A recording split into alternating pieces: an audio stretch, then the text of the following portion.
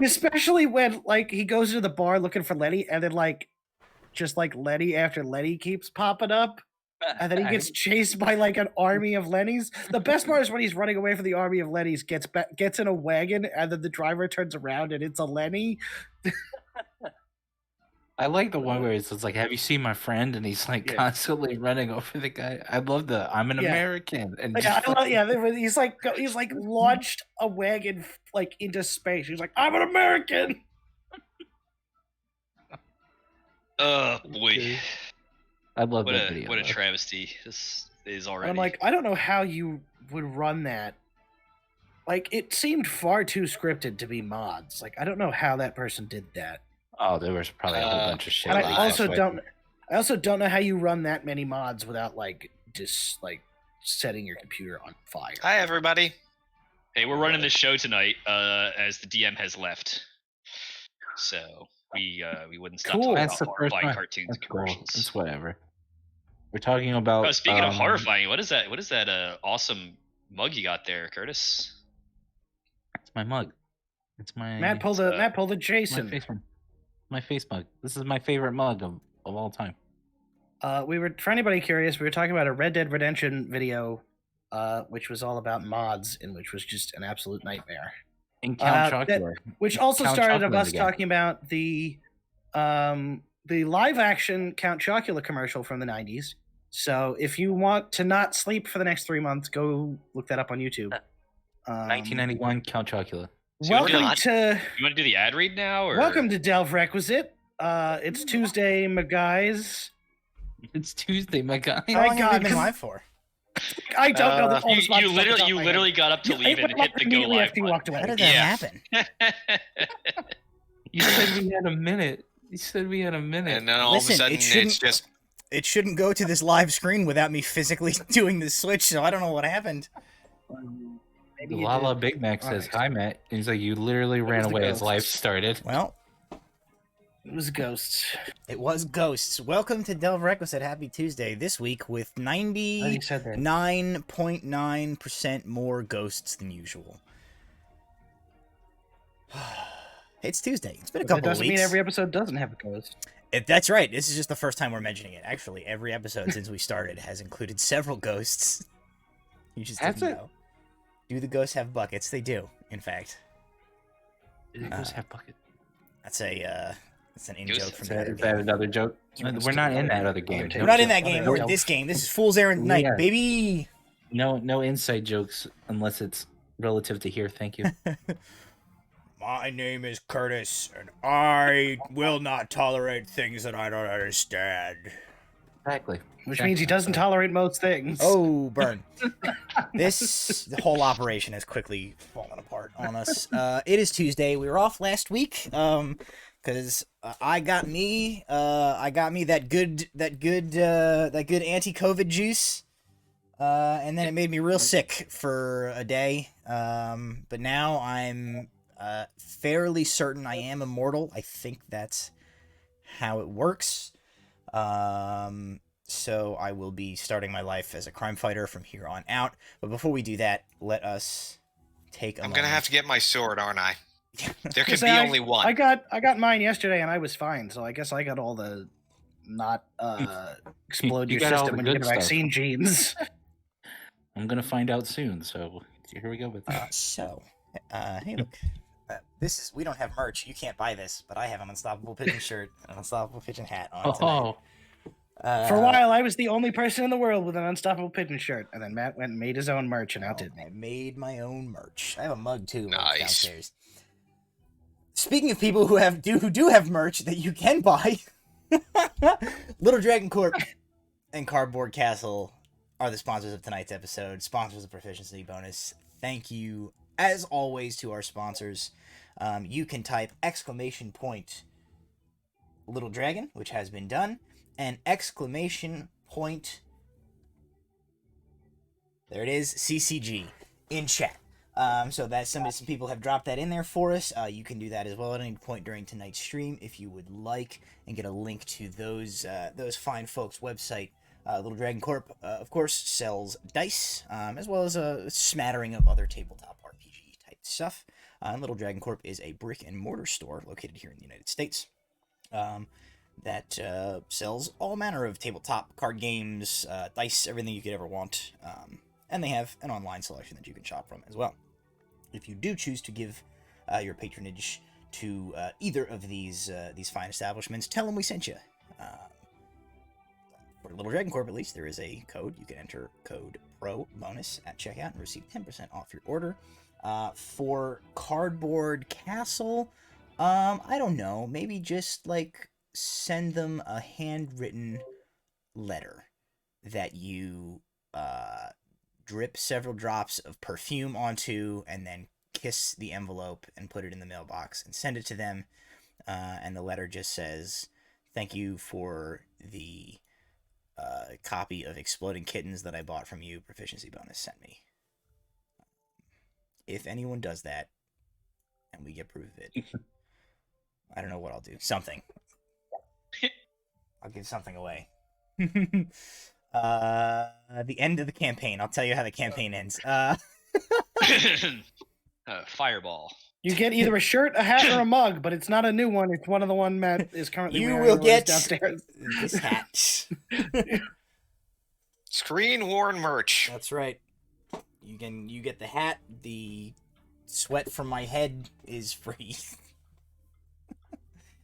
No, that's gross. That is gross. Let's rein this in and get a move on here. It's been too many weeks. We took 1 week off, and I've gone out of my mind.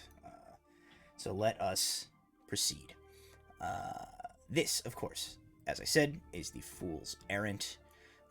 They are currently outside the town of Diamond Vale. We left you guys off last week on the shores of a small sort of mountain stream-fed lake that had a water naga in it that was protecting what turned out to be some sort of an ancient shrine that gifted Walter with a vision, and also a terrible curse. Hooray! Hooray! Curse collecting. Yeah, that's right. That's right. Walter received some visions that at this point are sort of uninterpretable to him, but he has had some visions of strange things that seem to be sugar plum fairies dancing in his head, telling him things about the past, present, and perhaps future. And he was visited again by the strange beings that seem to be linked to him somehow. The beings, one of which has introduced herself to him as Maka, and the other who, for the first time, spoke to him and is called Nemain. They told him that the information that was bestowed to him is, in the knowing of it, is a curse. And it is a curse that would very likely have been the end of him had not they interceded with their power to protect him. But they can only hold that curse off for so long. And he's going to have to seek a solution to this problem.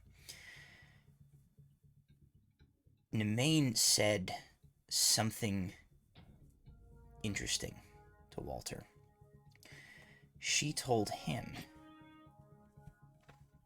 that she was tired of these games being played. These games of fate and of predetermination and of things being revealed at the wrong time so as not to influence the group. She told Walter that the foes that they are up against, the true foes hiding in the shadows, that their goal is the return of Artanis. And in that, the end of the world.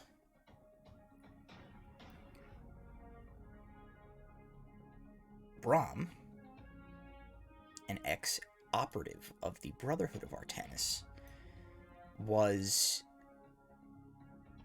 just as surprised as anybody to learn that Artanis is not merely a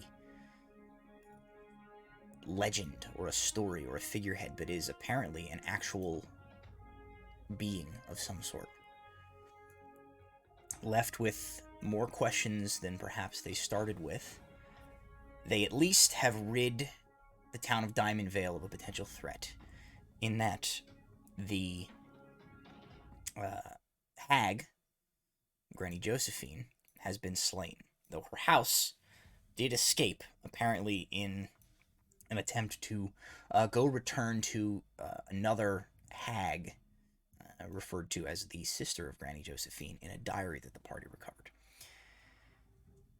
But that's a problem for another day, as now the party once again returns to Diamond Vale, victorious heroes having, for the second time in as many days, likely saved the village from imminent peril.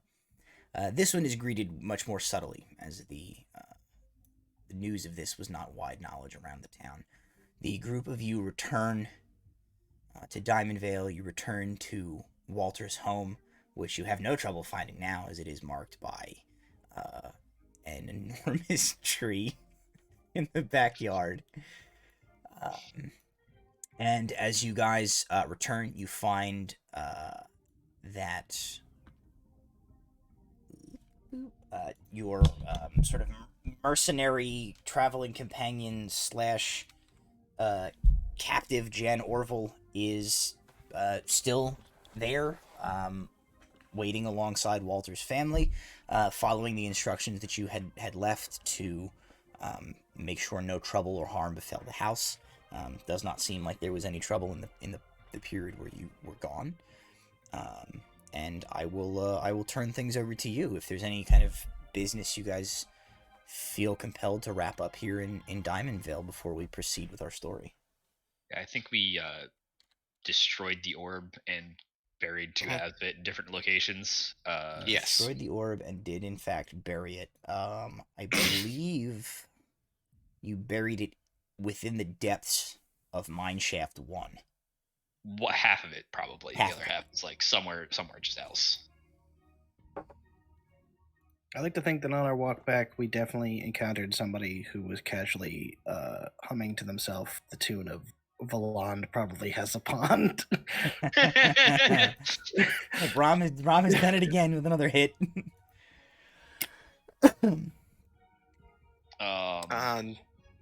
That's probably Walter's ready. Let's just head out and stop attracting travesty to his hometown.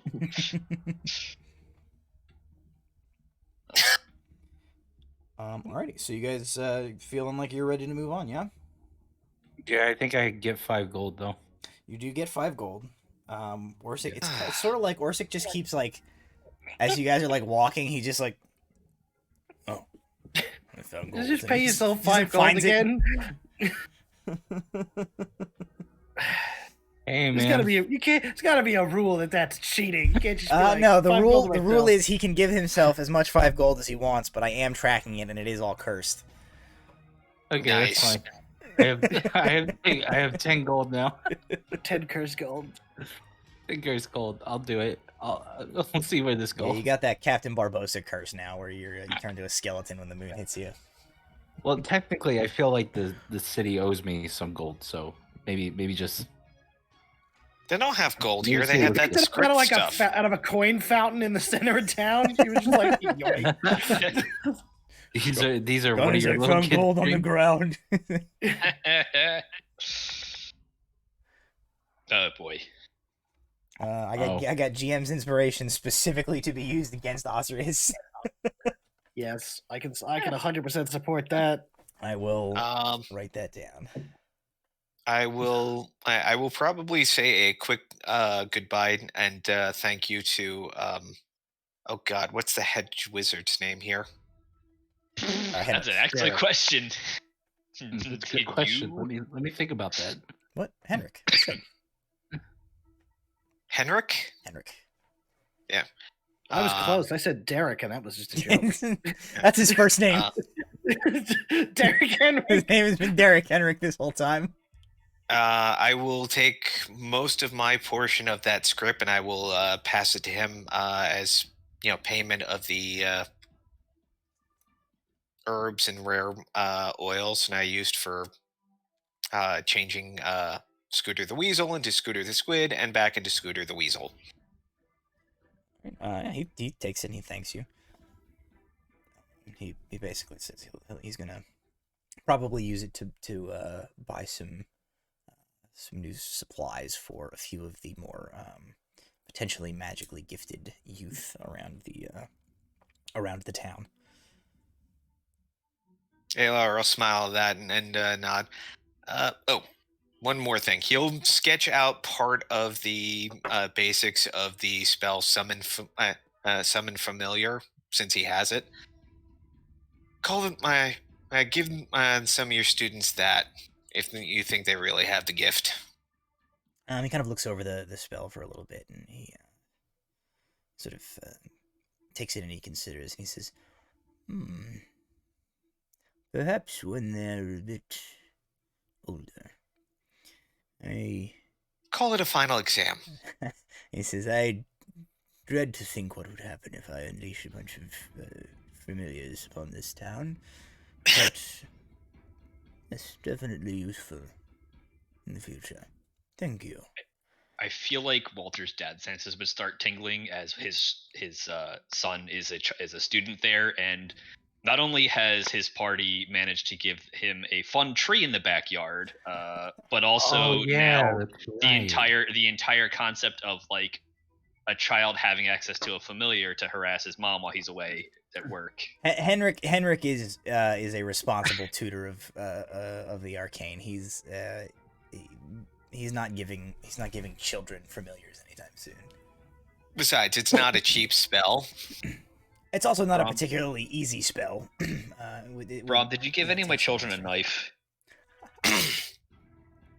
Did he give him a knife? Hold on, I'm gonna roll. Roll to give a knife? I'm gonna roll a d20. Anything under 10, no. Anything above 10, yes. That's a 17. Yes, I gave one. Walter Jr. comes running past, chasing Jade. That guy gave me. Hey, he's like, he's got the knife. She goes running past. She goes, Dad. Alar's gonna cast Mage Hand and snatch the knife out of the kid's hand. The knife goes flipping up into the air into the translucent Mage Hand. You know, Walter, they're gonna have to learn sooner or later how to handle a knife. He was just trying his hardest. In my defense, I didn't give it to him per se, as more that I irresponsibly left it unattended. Right. I'm gonna give it to Walter's wife. Ruby walks over and like takes it from the Mage Hand. And sort of like tucks it into her. She's on her way over to the forge. She has like a heavy leather blacksmithing apron on. She like plucks the knife and puts it into like a pocket of the apron. She says, "Yes, thank you." Problem. Those are all monogrammed. She moves over. She comes over. She gives Walter. She gives you like a long embrace. She gives you a kiss.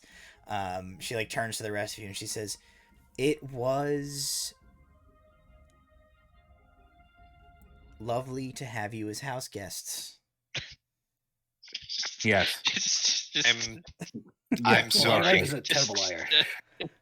I am so very sorry. I think she's right, and then Brom just like yeets out the door. Henrietta away.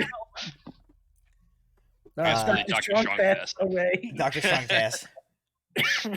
Thank you for the. Brom bolts out the door, and you hear the clip clop of Dr. Strongfast hooves like just disappearing down the road. And 2 minutes later, you hear them again. Wrong direction.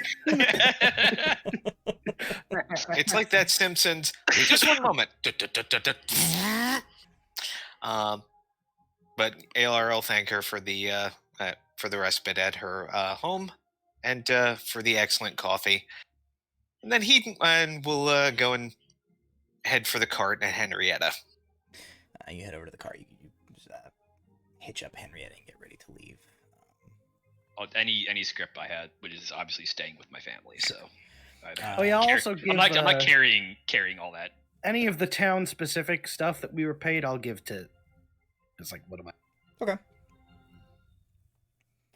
Because we were paid in that by somebody, right? A bunch of people just like gave you a bunch of it. Yeah, any of that we collected, I will. I think we used a bunch of it at the bar, or you guys used a bunch of it at the bar. Buy a bunch of people drinks with it.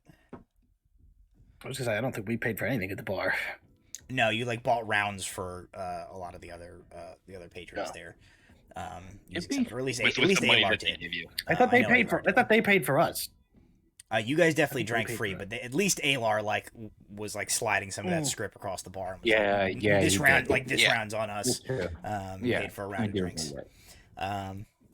You guys begin to get ready to leave. Walter says his farewells to his family.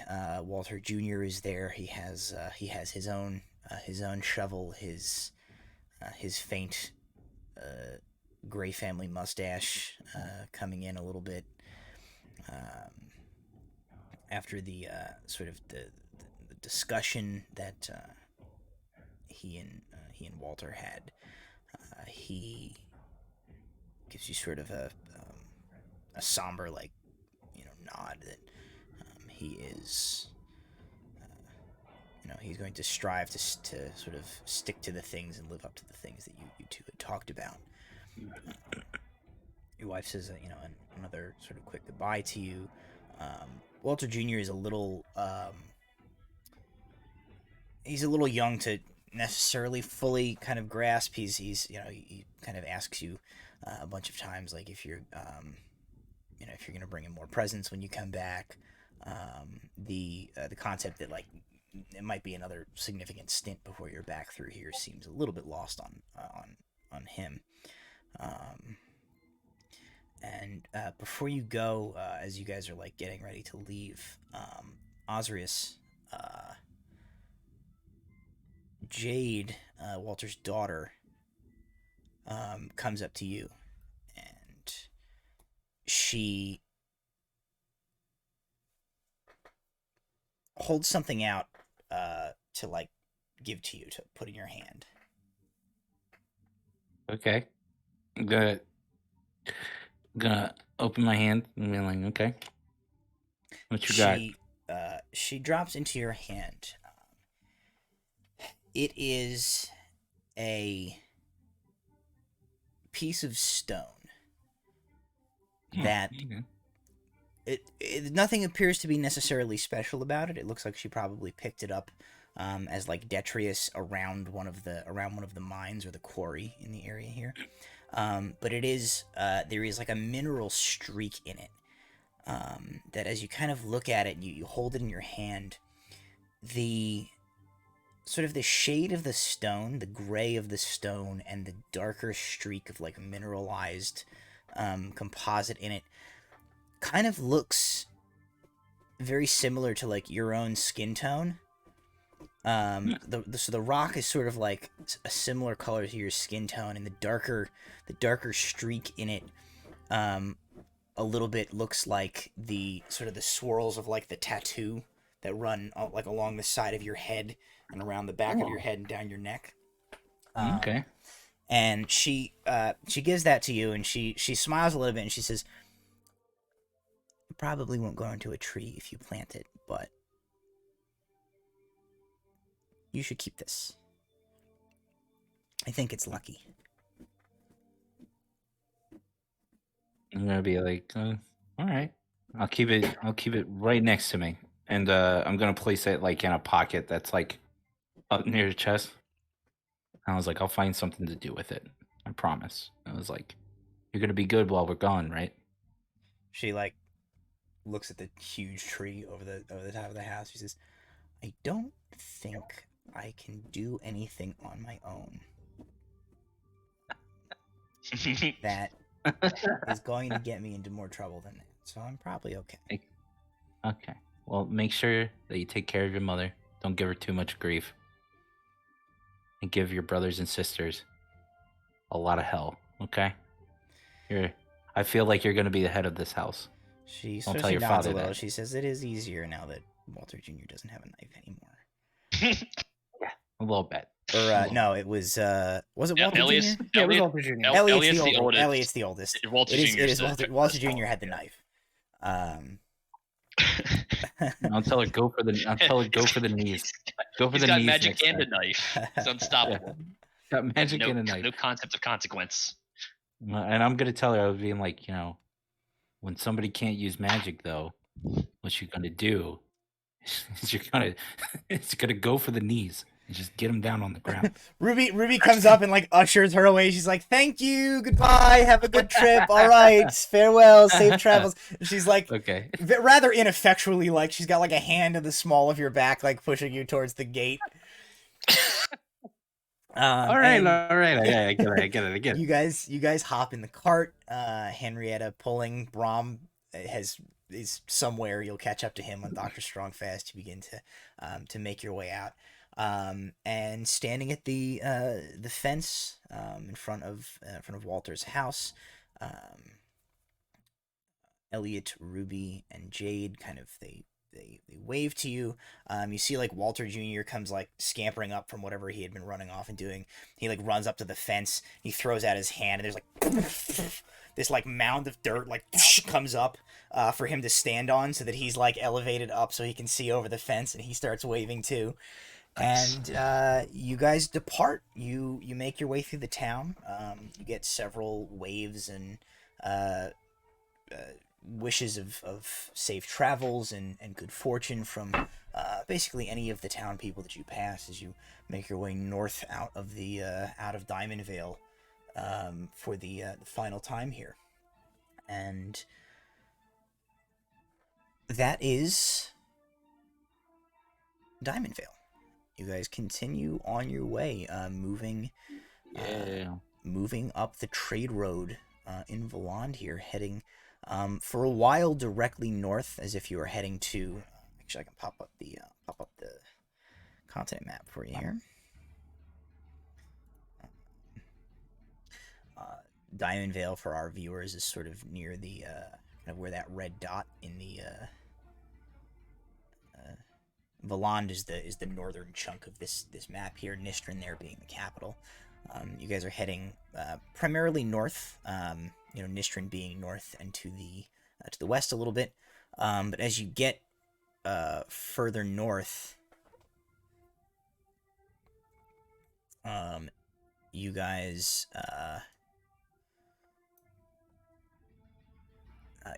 head to you start to bear east.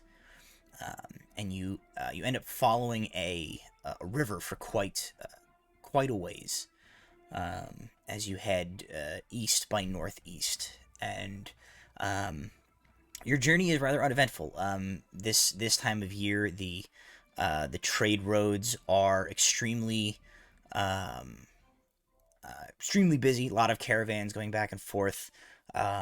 Most of them well protected, well armed. You guys bump into several Moxham caravans along the way, as well as caravans from several other trade organizations, independent farmers or craftsmen moving about from city to city, trading their wares. And once you guys are getting close to your destination,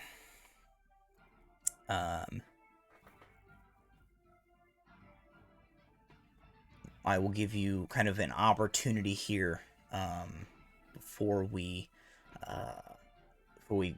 take the plunge into this city for anything on the road that you guys want to touch on. Any conversations between your characters, any conversations between your characters and Jan Orville, who's still with you, or anything of that nature. I was hoping to drop her off before we got to Audricholm. Okay. I see it's kind of like the opposite direction. I mean, there's plenty of like towns in between that you can. Nistrin's kind of like. Nistrin would be like a little bit would be kind of out of your way. But like there is definitely there's probably like you're heading up sort of to like the corner of where that forest and that river is.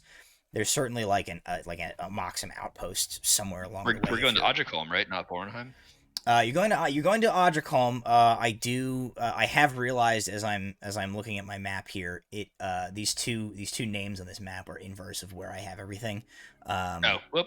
Audricombe, as I have intended it, is supposed to be what is labeled Voronheim here.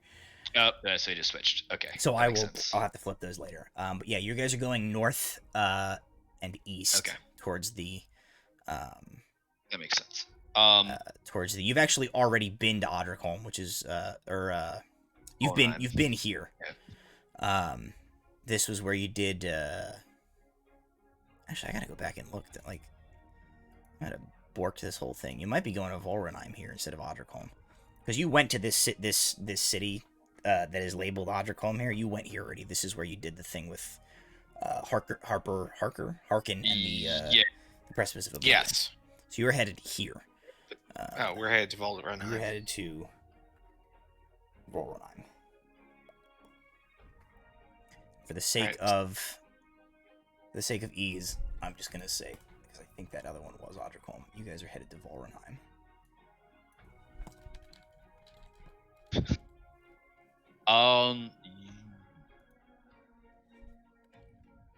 Nope. That's just because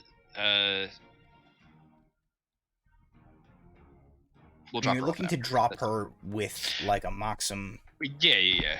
Oh, Anyway. I was hoping to like drop her directly. But yeah, we could drop her at an outpost. That's a better station one. That's fine. What sort of what sort of instruction or missive or anything like that are you like leaving with her when you drop her off? I'm gonna leave a note directly. I don't think I carry any black parchment on me, but it would be whatever my equivalent of like this is a direct message would be. Basically stating that like she's a leverageable asset against Maddox Wells. They committed many crimes, and that can be leveraged to probably take over, to undermine their business. And then she's being offered as like both a witness and like a leverageable asset to be used as they see fit. So you work out some details with the office, the trade outpost, where you kind of leave her, discuss some things with the Moxum employees that work there. You arrange to have this letter sent directly to the home office in Nishran. Probably like sell her up as like a reasonably competent like guard or certainly. I mean, you guys mercenary. have firsthand experience. She is a competent fighter. And yeah, as you do that, you guys kind of prepare to part ways with her. And before you go, she in turn kind of gives you each a shake of the hand. You guys have been traveling for weeks upon weeks together at this point with her, and she kind of offers each of you some thanks for not killing me in the woods. I am into not being dead, and it seems like you've given me the opportunity for perhaps a profitable new place of employment. The rest is up Best to you. of luck to you. She says, Be useful. "Best of luck to you. If the time in which I have known you and seen the things that you get up to is any indication, you need it significantly more than I do." That's a fair point. Fair. Sure. And you're able to part ways with Jan Orville, who is potentially taking up employment with Moxum Trading and Mercantile. Perhaps we'll see her again someday, or perhaps we won't. It'll depend on if I forget about her or not. We may have forgotten about her for 3 of the last 7 episodes. Forget about her quite a lot. But That's okay. we'll see. All right. Well, then in that case, Audricombe. Nope, Voronheim. Voronheim, as we've recently realized I've been using the wrong city term. Volrenheim awaits. I sent you guys the map earlier. Chat is now Yes. looking at it, so they can see it as well. The city of Volrenheim is a coastal city. It borders the eastern coast of Orahol in the Kingdom of Holland. It has a massive, bustling port, and it is larger even than Neviria, which Neviria is a pretty bustling metropolis. Volrenheim even seems to dwarf Neviria in scale. As you guys approach it from the south, you see that on approach to the city itself, there is a sort of a jagged, tooth-like shaped piece of the land that elevates upward before being sheared off in a straight cliff that drops down, creating this sort of like looming overhang that sits atop the rest of the city, sprawled at sea level below.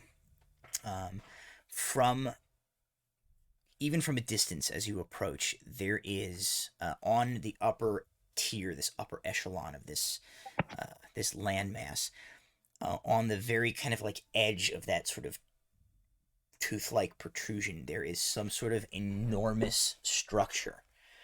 It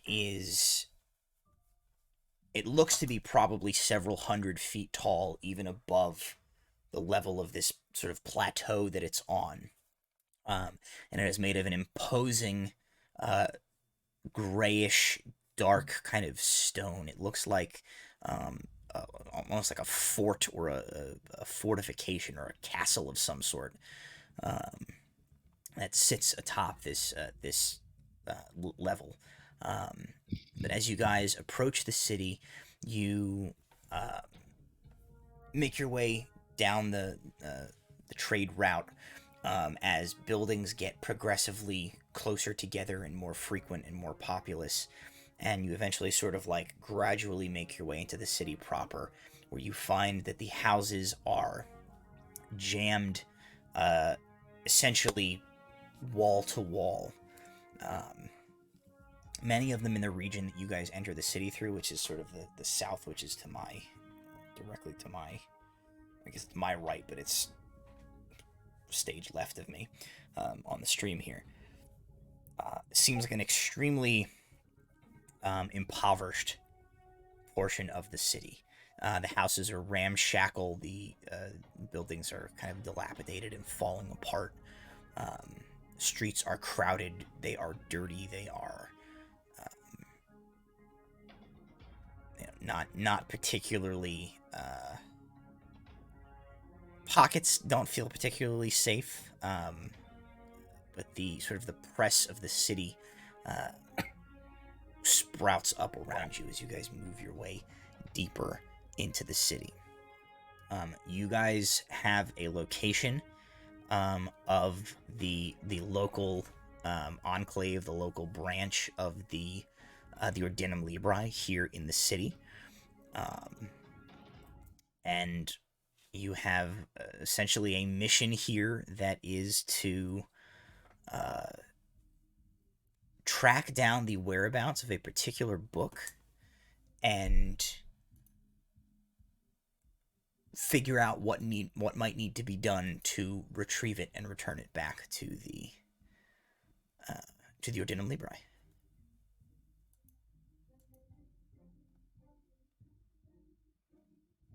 All right. Listen up. There's some rules that you all need to be aware of while we're in the city. Number one, absolutely do not look like a tourist. Okay? That's number one. They hate that. Number two, don't walk slow. Okay? Make sure you're always walking at maximum pace. Number three, if you have anything valuable in your pockets, don't keep it in your pockets. It will be gone.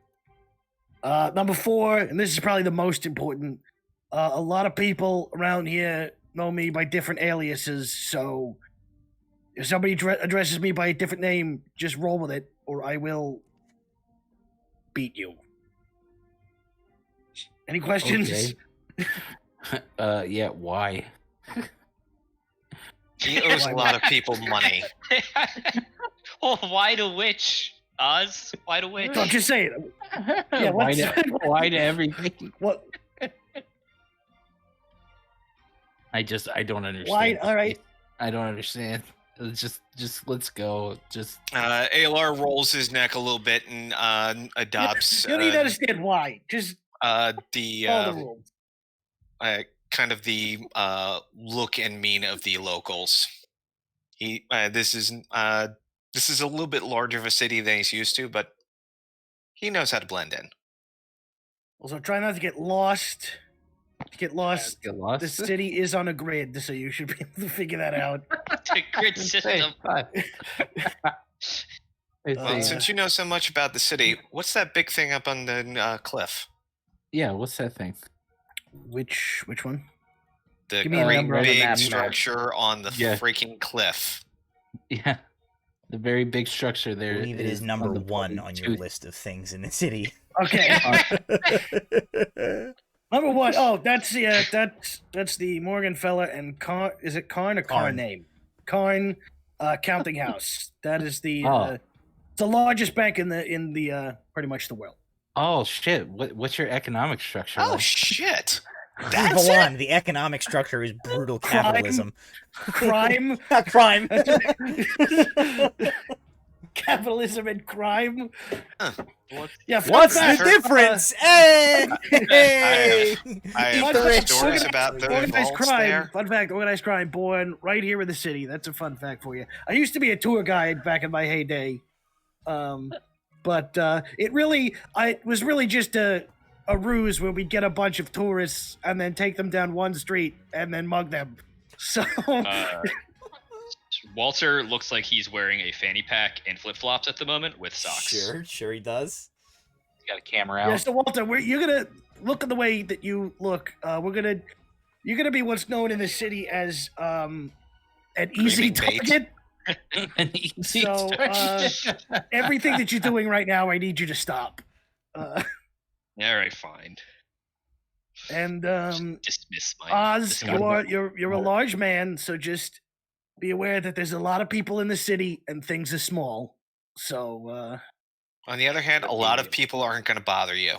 yeah. I was Also, about to say, like, they're do not not be gonna- surprised if anybody doesn't notice you at all. That sounds amazing to me. But if you bump into anybody, absolutely expect the response, "Hey, I'm walking here." So So this is where I should have known. This is where the accent came from. I'm starting to realize that now. yeah, be prepared to hear a lot of people that sound like me and be vaguely confused. No, I've gotten used to your accent. So I'm glad some of us have. All right. Any other questions? Where are we going? well, you know you know this city. Does the location that we were given sound familiar to you? Brom, you know that the location is in the sort of the uptown portion of the city. I'm not 100% exactly where it is, but I know the vague area in Uptown. So once we head Okay. there, we could probably find it. All right, then lead on. Do we need to be a little more presentable for Uptown, or is like regular adventuring gear? Also, look around you. Everybody's here is covered in shit. Walter looks like Sir Nigel Dewsbury right now.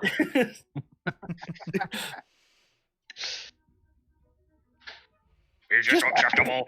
Just act like We'll you be fine. belong, and you'll get. Just fake it till you make it. Fake it till you make it. All right, so you guys are heading over to check in with your contact for the Ordinum Libre, yeah? Yep. Alrighty, you guys begin your long trek north through the winding streets of Volrenheim, headed for the northern portion of this lower tier known as, referred to by Brom as Uptown. As you guys make your way through, you sort of look, you see over by the this cliff face, there are a pair on the south portion of this. There are a pair of these massive metal and wood scaffolds that have been attached to the sheer side of this cliff. And even from a distance, you can see that they are up and down, moving these like huge platforms. And you're vaguely reminded as you sort of see this like massive, like heavy chain pulley system that seems to be operating these. You're vaguely reminded of the that rotating barge system that spans the Nivian River outside of Niveria. It looks like a very similar kind of design, except these have been turned vertical and run up and down, moving, it appears, people and goods and all sorts of things straight up the cliff face towards this upper portion of the city. You do see that there are, in addition to these, like, the lifts, encircling them, winding their way up, is like a foot ramp that you see, like, people making this long, arduous, like, just like humping it up this winding scaffolding to reach this top portion, those who have not gotten onto the lifts. But you make your way through the sort of the winding streets of Voronheim, headed in a generally northerly direction. As you proceed further north, you guys skirt across. On your right, you pass, there's like this large section that stretches for several blocks away from you. There's this large section of like verdant park with like trees and things where they haven't built buildings or anything into this area.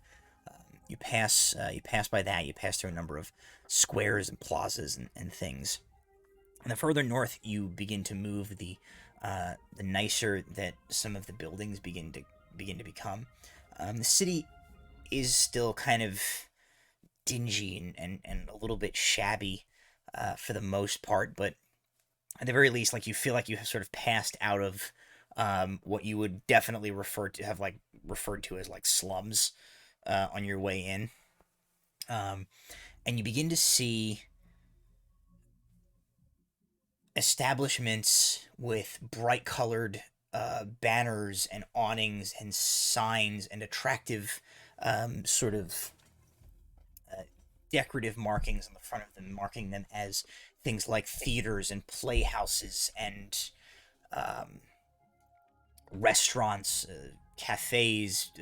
You seem to have entered, as you get sort of towards this kind of middle portion of the city. You begin to approach closer to the harbor. You seem to have entered a sort of a cultural district of sorts, where there is all sorts of entertainment and leisure type things to be done everywhere you turn. You eventually come to the harbor there, and you cross onto this absolutely huge and incredibly ancient looking bridge. It is almost 100 feet across widthwise, and stretches like, it takes you like almost 10 minutes to walk the length of this bridge, to cross from like one chunk of this harbor to the other. This huge, perfectly straight stone bridge that brings you across the harbor to this sort of northern portion of the city. And as you make your way further north here, you definitely see that you have kind of entered into more of a commercial district. You see that there are guild halls and craftsmen and traders, and there are subsidiaries of things where you see that like trading houses are done, or money lenders, things of that nature in this area. You're definitely in a sort of a commercialized district, with a little bit of navigating on Brahm's part through the streets of the city. You guys are able to find your way to the enclave here in Volrenheim of the Ordinum Libri. It is a decently sized building set into a row of other buildings on the outskirt of a plaza with a kind of a fountain in the middle of it. It is hung with just a wooden placard has been set onto the front of the building that has the Ordinum Libri's sigil over it. And as you enter into this building, it is set up much more like almost like a library than it is an office through which like relic hunting is done. You think? And actually see there's like a handful of people kind of like perusing around the room, sort of like looking at some of the books that are on display here. There are definitely a number of shelves with like sort of artifact looking items and interesting curios and things like that. And there is a half elven man off kind of towards the back of the main room here, who is sitting at a desk and is seems to be like writing a letter of some sort on a piece of parchment with a quill feather.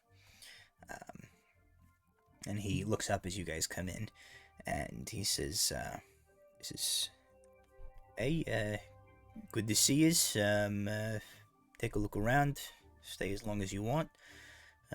Any of the books here you want to peruse? They've got plenty of useful information that you can slate the curious mind with. My name is Talfast. If you need anything, don't hesitate to ask. Welcome to the Ordinum's enclave here in Volrenheim." Greetings. We are from. We are ones that you're expecting from. Terra Libra. He says you're the hunters from Terra Libra. Okay. Oh, that changes everything. So, pardon my rudeness there. I thought you were just in the perusal No rudeness collection. at all. He pushes himself back from his seat. He blows on the wet ink a little bit to kind of dry it and slides the piece of paper into a drawer in the desk. And he says, "I did receive word that you some folks had picked up the job to look into that book on translocative magic that we got that tip on." Yeah, ALR will produce the scroll with the terms of the job to make everything on the up and up. He takes it. He breaks the seal, takes a look. You see his eyes quickly scan over. He says, perfect, okay." And he rolls it up. He says, "Right, so," he says, "details of the job. Give me 1 second." And he goes into like a back room. You kind of hear him like shuffling through what sounds like some files of different like scrolls of parchment. And he comes back out and he goes, "Okay, so here's what I got on this." He says, the book, as far as our informants were able to tell us, the book came into the city, should have come into the city anyway, about 2 months ago. There was a supposedly a private auction agency was bringing several things into Voronimir to sell at a private auction. He kind of looks at you and says, "I understand that you guys are sort of fairly new to this whole business, so I won't give you the whole rundown, but the long and short of it is sometimes the private collector types get a little antsy where the Ordinum Libri is concerned. They don't like to have to outbid us for artifacts and things that they're interested in owning themselves. So a fairly lucrative market exists for the type of people that are looking to elbow us out of transactions." He says, "We at least got the information that some stuff was coming in from some of our agents that specialize in this sort of thing, keeping down track on this." He says the local hunters that typically work out of this office are kind of too well known around here to really be able to get much leverage on trying to track this down, which is why we sent the job to the home office to see if they could bring in some fresh faces to poke around on this for us. He says, what I know is this.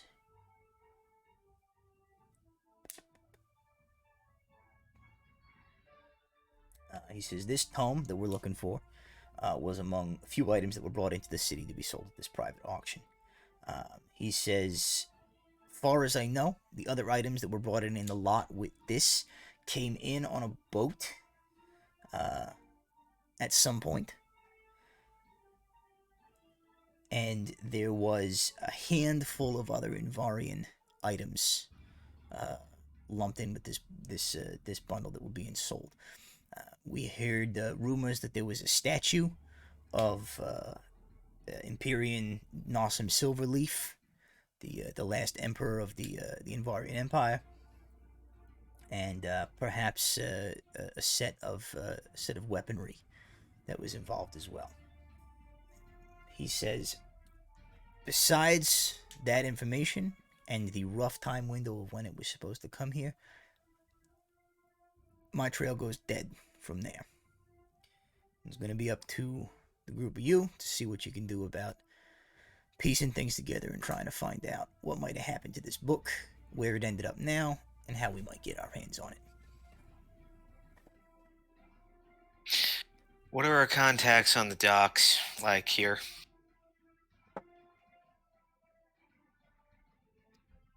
He says, we know a few people, but like I said, you gotta be careful with who you ask the right questions or the wrong questions to. Some of these folks, if they was paid to keep out us Ordinum types from getting involved in the sale or whatever this was, might clam up if asked too many questions. I know some reliable folks down at the docks. He kind of looks at you and says, "Hey, he says, your accent, you from here, huh?" I might be. He says, "Oh, well, always good to meet a fellow Volrinaimian." Yes, Volrinaimian. Returned home. He says, see what you can find. If you can track down what happened to this, even if it's already been sold, if you track down whoever's got their reins on it, like the contract says, we can try and broker a resale for the Ordinum to purchase it. He says, typically we don't condone stealing of these things if somebody has properly acquired it through legal means, unless they're a real piece of work. You know what I mean? Yep. Who was the shipping company that brought in the? He says private enterprise, not one of the big ones, as far as we know. That would have been too easy. Nah, I might be able to ask around too. So Brom pulls Walter to the side and he's like, "Look, in my town, I'm the guy that knows a guy. All right, know your place." All right. Know your place, trash. Look. I'm sorry. I'm gonna whisper to Brom. It's like, look, this guy's accent. It's like you and Aylar had a child. It's freaking me out. I'm sorry. Freaking me out, man. Just that imagery makes me want to vomit in my mouth, and I hope you never speak those words again. Okay, we're done with this conversation. Imagine how I feel. Yeah, that makes three of us. Could you just never, ever suggest that ever again? I didn't suggest it. You're this guy wrong. just exists. Yeah, hey, I know I only met you guys 3 minutes ago, but I'd like to throw my hat in the ring there that those words never be uttered by human lips ever again. Yeah, I think we're all agreed on that. Hey, okay, good. Yes, we can all Yeah. we can all settle on that, and I'm grateful for this. Could be worse though. Alright, We all have mustaches like that guy. Oh, one last question. Decent place to stay in the city? You got I the know water plenty of here? places. You Yes, it got the here? water. He looks at you. He says, "You making a joke, buddy?" What? What? That's. You think we don't Oz, got I the told water? you not to act like a tourist. Think we don't got I'm the not water? acting like a tourist. You think that this Volrenheim, bagel capital of Voland, doesn't have the water? Not to be confused with Aldrichholm, which makes shit bagels. Oh, you don't even get me started on Aldrichholm. Oh my god. Okay, I'm sorry. You know what they got? You know what they got in their water in Aldrichholm? What? Poop. Crap. They got Yeah, they got poo water in Aldrichholm. They got. And They that's got not poo even water. a joke. It's a literal problem, and it's very sad. Their infrastructure is extremely weak. I heard about it. A lot of They're- people are they're suffering. terrible. It's very sad. Absolutely. It's terrible. It's sad. It's absolutely sad. I was just making And sure the whole that you had town some is of the best water alcoholics. around here. The whole town's just- alcoholics. It's either drink the poop water or drink the booze, and at least the booze doesn't have poop in it. Most Well, of the the booze, time. Most of the the booze time. does have poop in it, but the alcohol kills off all the bacteria, so it's safe to drink mostly. I feel extra bad. Yeah, the alcohol kills the poop flavor. I'm just trying to convince more than likely, just to be like, hey, look, I'm not like this guy. I know you guys personally have the water, but I was just making sure that we're not ending up like our lesser neighbors over there with the poo water. Okay, I was just making Okay, sure. well, don't you Okay. ever worry about it. We got the water. You got the water. Okay, I know you got the good stuff. All right. It's on all of our merchandising. We got the water. You guys, as you guys like head out of the bookkeeper's establishment there's like a rack of magnets on the near the door. We got I heart Vorenheim. We got the water. Oh, okay. Bagels for life. Yeah, bagels for life. How much are those magnets? He says, "Oh, we just give them away for free because we want everybody to know that I'll we got take the one. water. There's bagels." I'm gonna take one. I'm gonna take, we got the And water Bro one. rolls up his sleeve, and he has a tattoo that says, "We've got the water." All right. I'm gonna take one. Thank you very much. He says, "Okay." He says, "Yeah, put it on your cart. You put that on the back of your Yeah. cart." He's oh here, we got this one. This one just came in. He hands you one. This is like honk if you love bagels. Fine, I'll take this one too. I'm putting it in the back of the car. Uh, Is the cart with us right now, or is it off you guys- somewhere? No, you guys have Like, a is cart. it- We aren't Yeah, I'm leaving the slapping cart. her on In the back fact, of the cart. Alar keeps glancing back at it. He mage hand smacks somebody who gets too close. At one Make point. Is that a boot? make somebody boot our cart? Make a perception check. I want to slap it on the cart just hard enough to where Wait, like no, that was it moves. the wrong one. That was me hitting sleight of hand. That was even worse. That was an 11. All right. So you guys, what's your plan here? Where are you headed from here at this point? I'm thinking find a place to stash the cart and the horses, and stay for the night. Get a meal, plot out, places to start asking some quiet questions. Any other plans that anybody has besides like find somewhere to stay and like bunk down for the evening? I mean, we gotta get some bagel. That's Because of that saying. I mean, Is there like a We can do bagel that on the tab? way. It's like mail order, room service bagels. Can we get a hotel with a room service bagels? Inn. Probably. So where let's assume that you guys can find an establishment in which you can stay pretty much anywhere you want within the geographical realm of this city. Where are you guys wanting to situate yourself? Are you looking for something like close to here in uptown? Are you trying to move more towards like the docks? Where do you kind of where do you want to land yourselves? Brom is Brom, gonna where's suggest the best Midtown. place? Midtown. I mean, the best place is a different answer, but I know some good places in Midtown where. we don't have to worry Where are about you being most robbed. respected? Are you most respected in Midtown? I'm respected Get all over the place, baby. But okay. Midtown is, Let's go for unobtrusive. great. Midtown The theater sounds like district we is can in the get lost in Midtown, the so crowd. Okay. Let's go there then. Yeah. It's like you don't need to fan yourself. We're just asking, where people hate you the less. Okay. Not here. Okay, so you guys are gonna head towards Midtown. So you head back to that sort of cultural district, which is busy,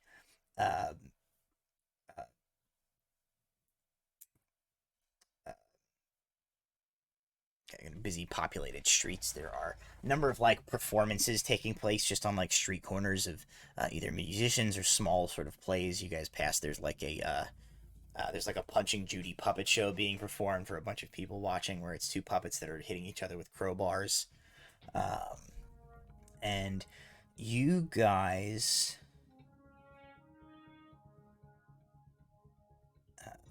find a tavern called the Shattered Lantern, which is it is a sort of a tavern tap room at the bottom. Has a small stage in the corner where they have as you guys roll in, they have like a small little musical group playing. There's a woman who's like singing leading in a call and response sort of tavern song, while her companion is playing a lute in accompaniment. And the second floor of this establishment has like a secondary open area where there's like more seating. There's another bar, and there is another like sort of stage in the corner area where like they have a different bit of entertainment is going on, and then like the subsequent several floors above that are all rooms. The establishment's fairly busy. The rooms are not particularly expensive. The place appears clean. The place appears fairly respectable, but it isn't like it isn't necessarily like super high upscale, super flashy, super main thoroughfare. It's like sort of a street off of the busiest portion of this region of the city. So you guys are able to get a room for the night. Anything you're doing over the course of your period here, or are you just sort of hanging around, bunking down, and then getting started in the morning? I'll bunk I do down. think that we should plot out our use the remainder of the day to start planning a course of action for the next day. Yeah. Should probably plan that out. All right. So came in the docks 2 months ago. More than likely, the auction was held a couple weeks later at the most. So we might want to check some of the local auction houses, see if not look for the book itself precisely, but some of those other pieces, because I'm willing to bet they were all in one massive lot. Statue. There's a DM question. Would the book have been pretty expensive? Compared to some of the other things that Talfast told you he knew was like in the stuff that was rumored to be coming in together, the book was probably it's definitely like a collector's item. It's definitely a sort of a rare book. It's not it's probably not at the same level as like the statue that he said was rumored to be with that, or the Invarian weaponry that was supposedly auctioned off. That stuff was probably like pretty big ticket item. The book would have been like, to your guys' means, the book would have been like expensive. It might have sold for several hundred gold. But comparatively to like the prices that some of these like private collectors will pay for these things for their collections, some of that other stuff could have gone for like in the thousands of gold. Something we could be a dead end because it wasn't necessarily a high ticket item, but I know a guy over at Morgan Feller and Karn. Could see if anybody made a significant withdrawal roughly around the time that these things would have went up for auction. We also might want to look into the grapevine, look for people who are known for, what the hell's the term? Might be interested in collecting. Especially books. There are, there are people that collect paintings. There are people that collect weapons.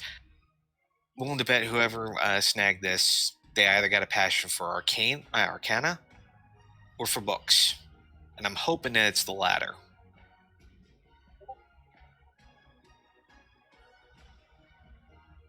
All right, so I say we start at the docks.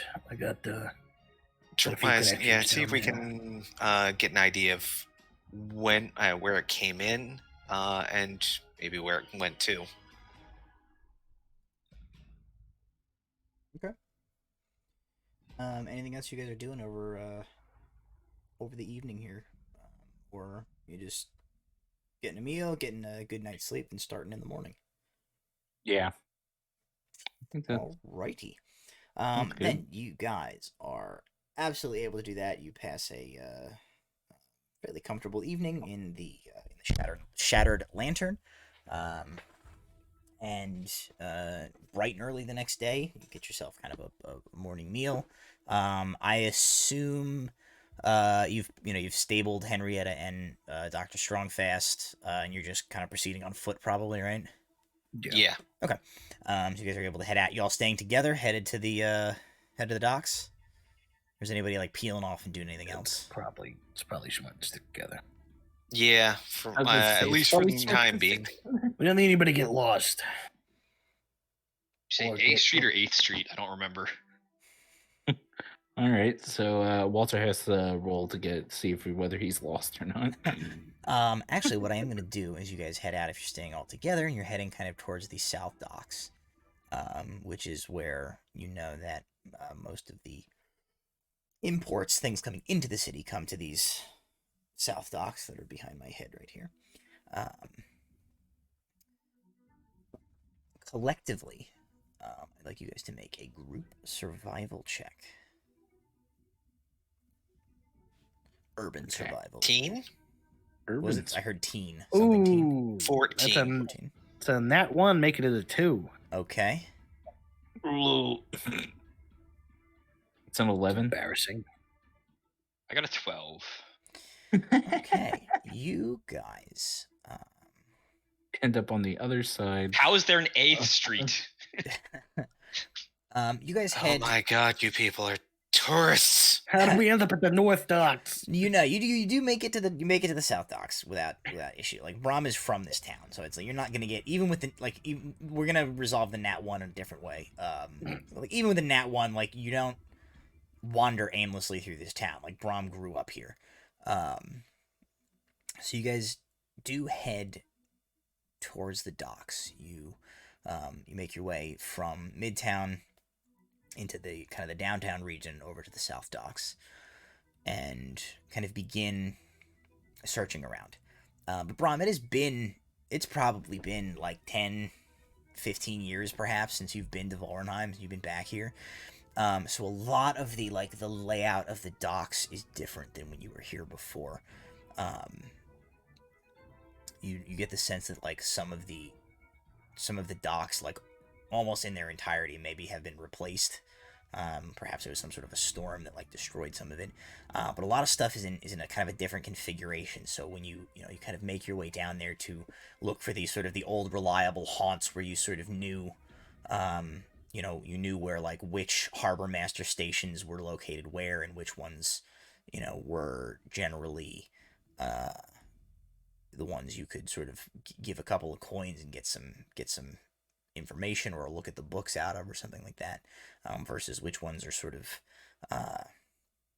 more law-abiding citizens and less helpful to you.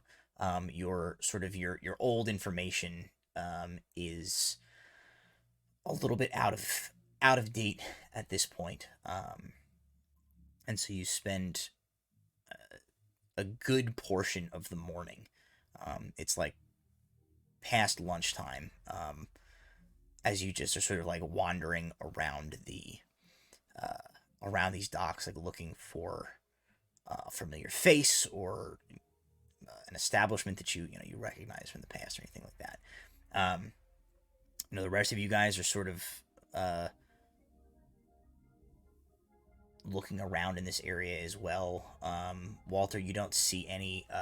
You assume that there is probably a Moxum dock somewhere here that they like send their trade ships in and out of. You don't see it. As for Alar and Osrius, the sort of like the bustle and the chaos of these docks are like you don't really even know where to begin with, like who the hell do you even ask a question of around here. You guys killed the better portion of a day, sort of looking around, before Brahm, you finally spot something that you recognize. And it is basically like a shack built onto like the edge of the sort of like the boardwalk before one of the docks, and it is a tiny little wooden structure with this old beat up sign that has like a crappy fish painted on it, and the sign says bait and tackle. And both bait and tackle are spelled wrong. And there is a pockmarked, grizzly, wiry, narrow old man sitting inside this booth on like a half barrel, like a barrel has been like cut in half and turned into like a chair, basically. Sitting in this, his feet leaned up on the counter, and he's just like whittling a stick. You recognize this little stall. It's not in the same place as you remember it being, but you recognize it as the station for an individual, the old man that you recognize in there, by the name of Jarvis. And you know that Jarvis does not sell bait and tackle at all.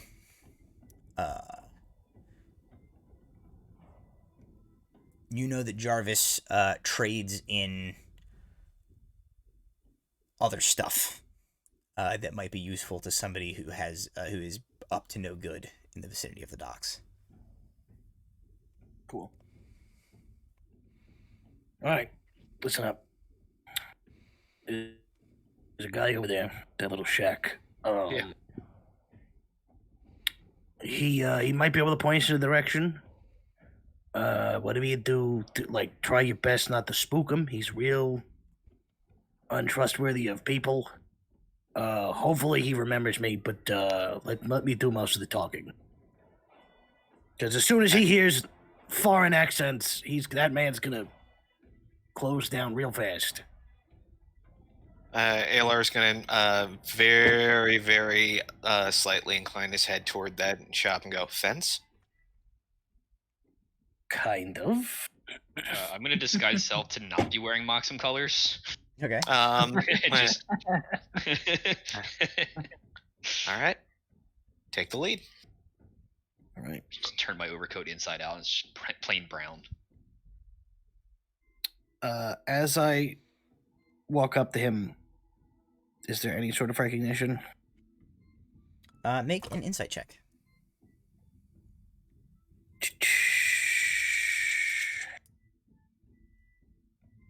That's a 5. You're not sure. He looks at you, but he kind of keeps his feet up and continues going about his sort of his whittling as you approach. And he doesn't say anything. He just like waits for you to speak. Good morning. Such strange weather we're having today. I wonder if you've been able to get in any good swordfish. He looks at you And he's quiet for a moment, and he says, swordfish haven't been biting so much lately, but, you know, there's plenty of other fish in the sea.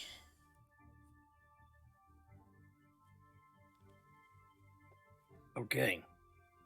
I don't know if you remember me, Jarvis. It's been quite a while. He puts his whittling down, and he kind of leans forward. He gives you an eye, and he goes,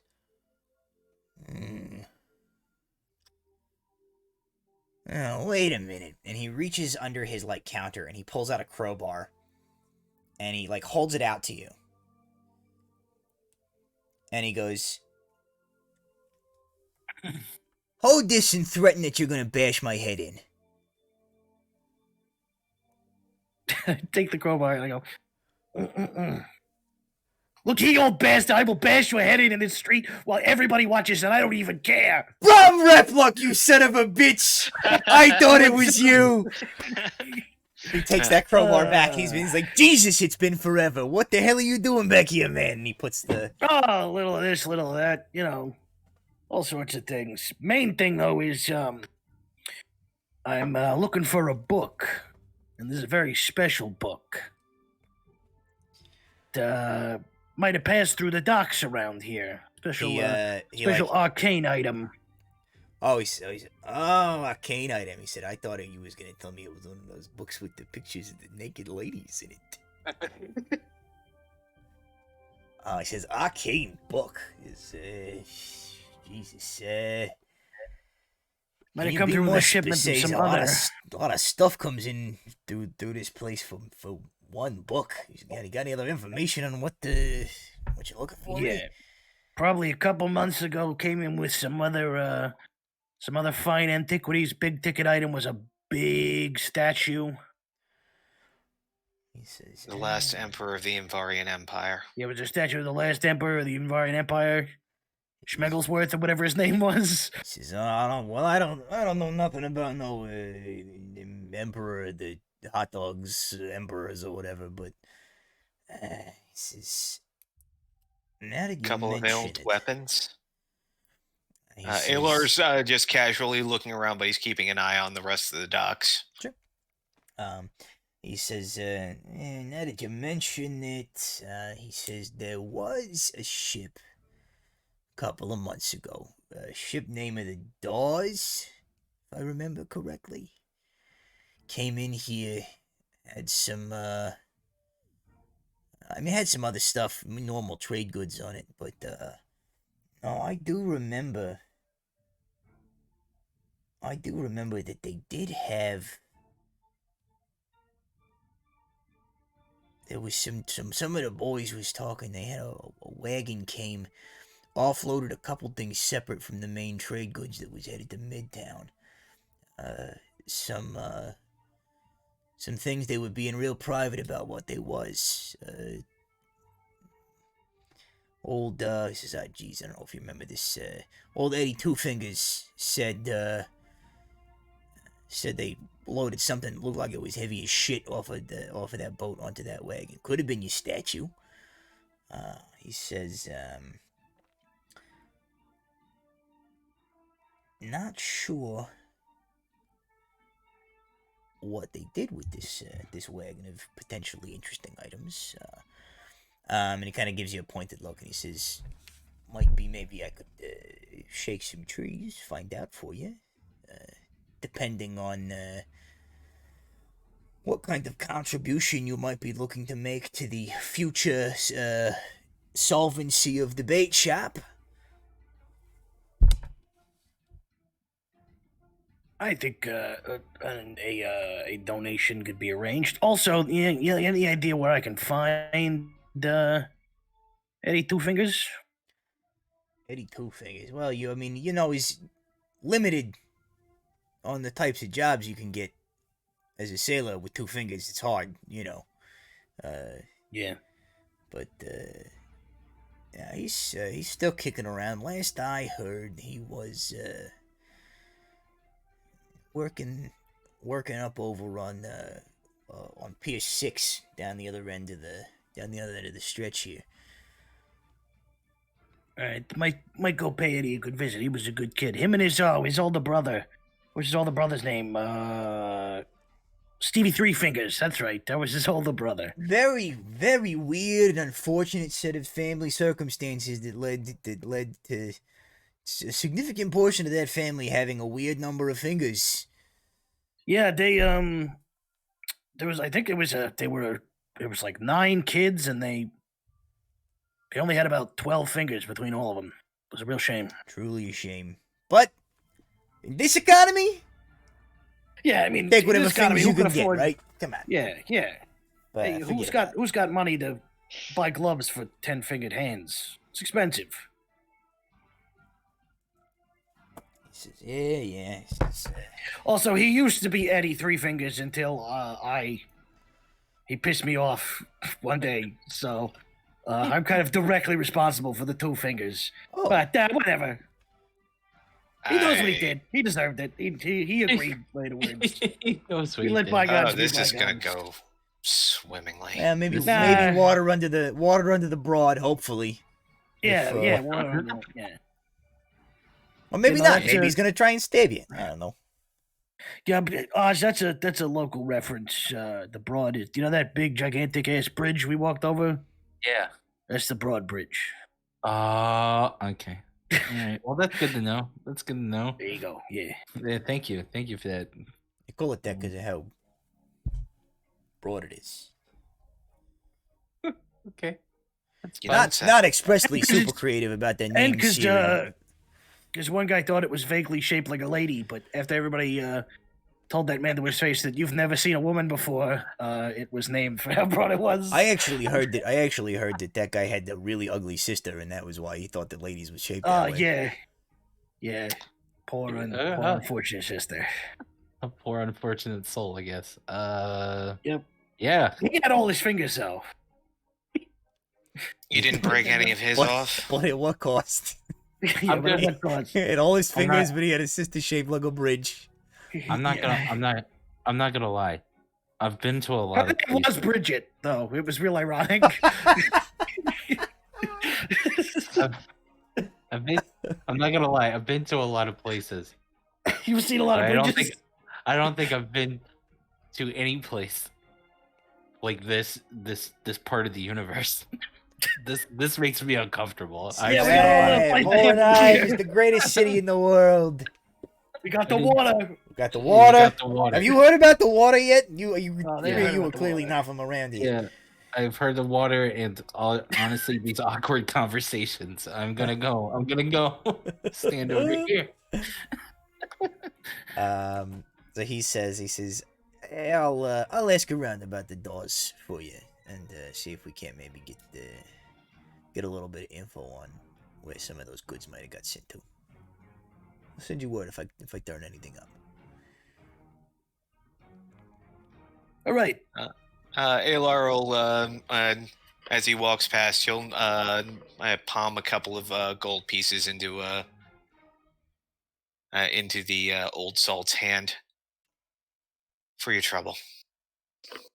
He kind of takes them, flips on over, looks at it, pockets it, and he says, "No trouble at all. Happy to service your bait and tackle needs, my good sirs. I wish you a fine day." Did he give us any bait and tackle though? He does not. Okay. I mean, Bro. what about a receipt? Yeah, Osdris, let me explain something. to Receipt? you.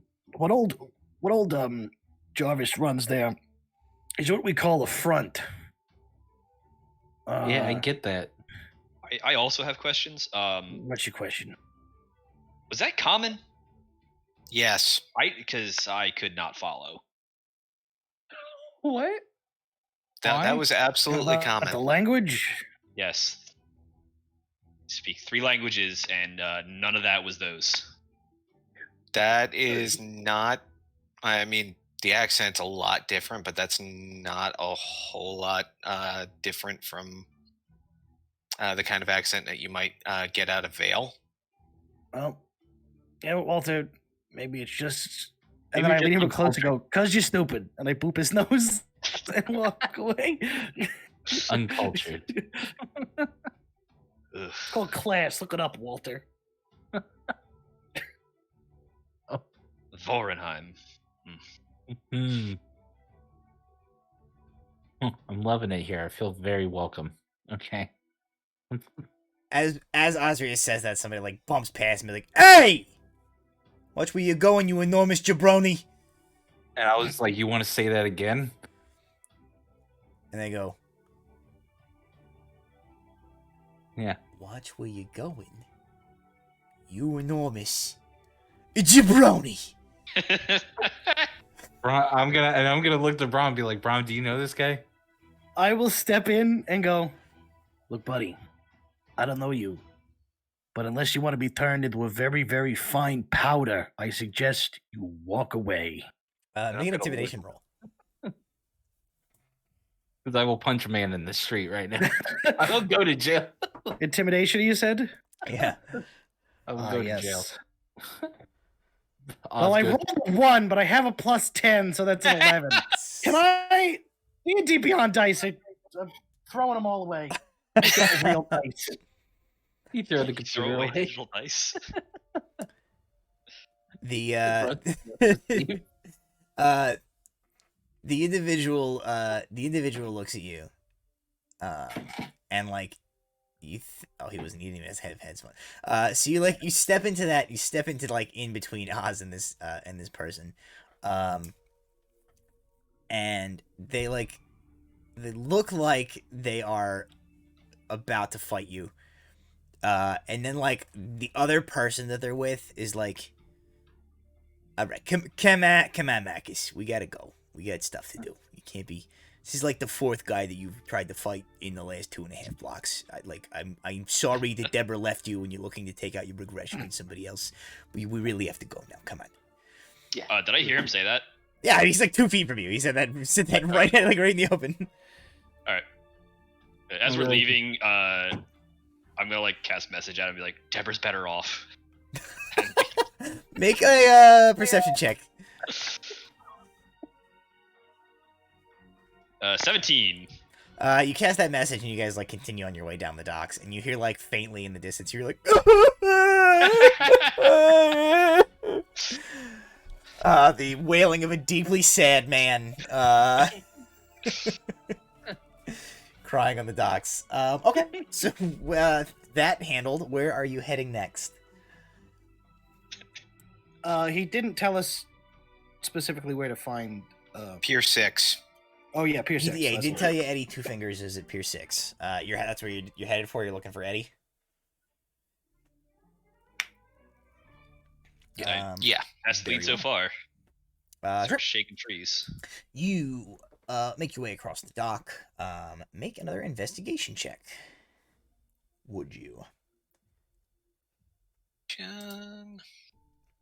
Group investigation? Yep. Great. Let's do it. Group is. Roll investigation. this with- That is a 21. Alrighty. 14. 17. 14, 17, 21. And Brom with... It's gotta have a 7 or divisible by 7. 15. Okay. No problem. You guys take significantly less time heading to Pier 6, where you had been instructed, and you begin to kind of... Ooh, dang. I'll be right back. Sorry. No problem. You begin to look around with Alar's extremely high investigation roll. Alar just like keeps pointing out people who have 2 fingers on one of their hands. He's like, "Is it that guy? Is it that guy? Is it that guy?" But you guys make your way kind of through the bustling dock here. There is a ship that has come in, is being offloaded by a bunch of dock workers. And eventually Alar does point out, somebody goes like, "Is it that guy with 2 fingers?" And finally, Brom, you see somebody that you recognize. It is a human man who is looks to be probably in his early 40s. Has a It's the sort of weather tan complexion of somebody who spends a lot of time working outdoors. He's wearing a rough spun tunic that has the sleeves have been ripped off just above the elbows. And you definitely see that on his left hand, all of these 3 fingers are missing. So he has this permanent hang 10 bro hand going on the one hand. And Brahm, you do recognize him as the individual pointed out for you to search the name of Eddie Two Fingers. Does he recognize me as we walk up? You walk up to him, and are you hailing him in any way or greeting him in any way? Because he's kind of going about his business, unloading these crates. No, it would just be walking towards him. Okay, so you get pretty much right up to where he's working and come to a stop as a group, and he puts down one of the crates, and he sort of looks up, and I will make a roll to see if he recognizes Brahm.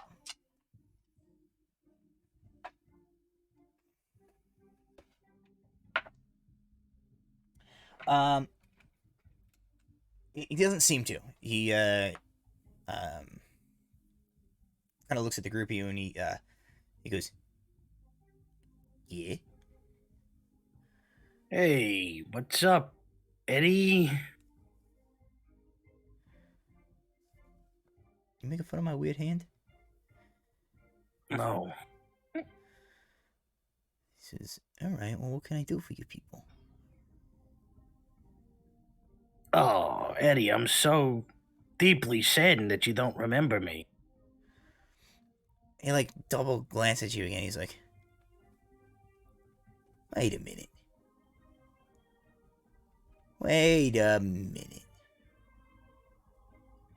He goes, "I wouldn't have recognized you with this sort of fancy getup and this deeply weird hat with the horns on it that you've got going on here." He says, "But I do know that voice. Is that you, Beams? Beams Repluck?" Yeah, You you're have to damn roll this right it time? is. He says, "Aye." He says, "Well, you look to be doing all right for yourself." Yeah, it's going good. It's going good. You look to be, literally Still a dock exactly worker, the yeah. same. Still a You're still a two-fingered dock dock worker, yeah. So I'm real glad to see you at least still got the 2. That's nice. He says, "I do. Yeah, still got the 2. I mean, technically, I still got the 5 on this hand, so nobody calls me Eddie Seven Fingers. Yeah, that'd be dumb. I don't know why. I got 7 fingers." It doesn't roll off the tongue as well as 2 fingers. I suppose not. Is there something that I can do for you? Yeah, I'm hoping there is, Eddie. A couple months ago, I heard from a mutual friend of ours. I was in need of some bait and tackle, so I visited a friend. He told me that you and some friends of yours might have been a couple months ago moving some pretty heavy stuff in a cart. Maybe some arcane type deals. You remember that? He says, "I might." He says, "They're something an enterprising young 7-fingered gentleman like myself might get in on with some profits to be made in this line of questioning of yours." I'll make you a deal. Make you a deal, Eddie. Because I know you. We're from the neighborhood. I know you. I know that you can't resist a good bet, Eddie. He says, "Fair enough. What do you have in mind?" Here's what I'm gonna do, Eddie. I'm gonna flip this coin. You get to pick a side. If it lands on your side,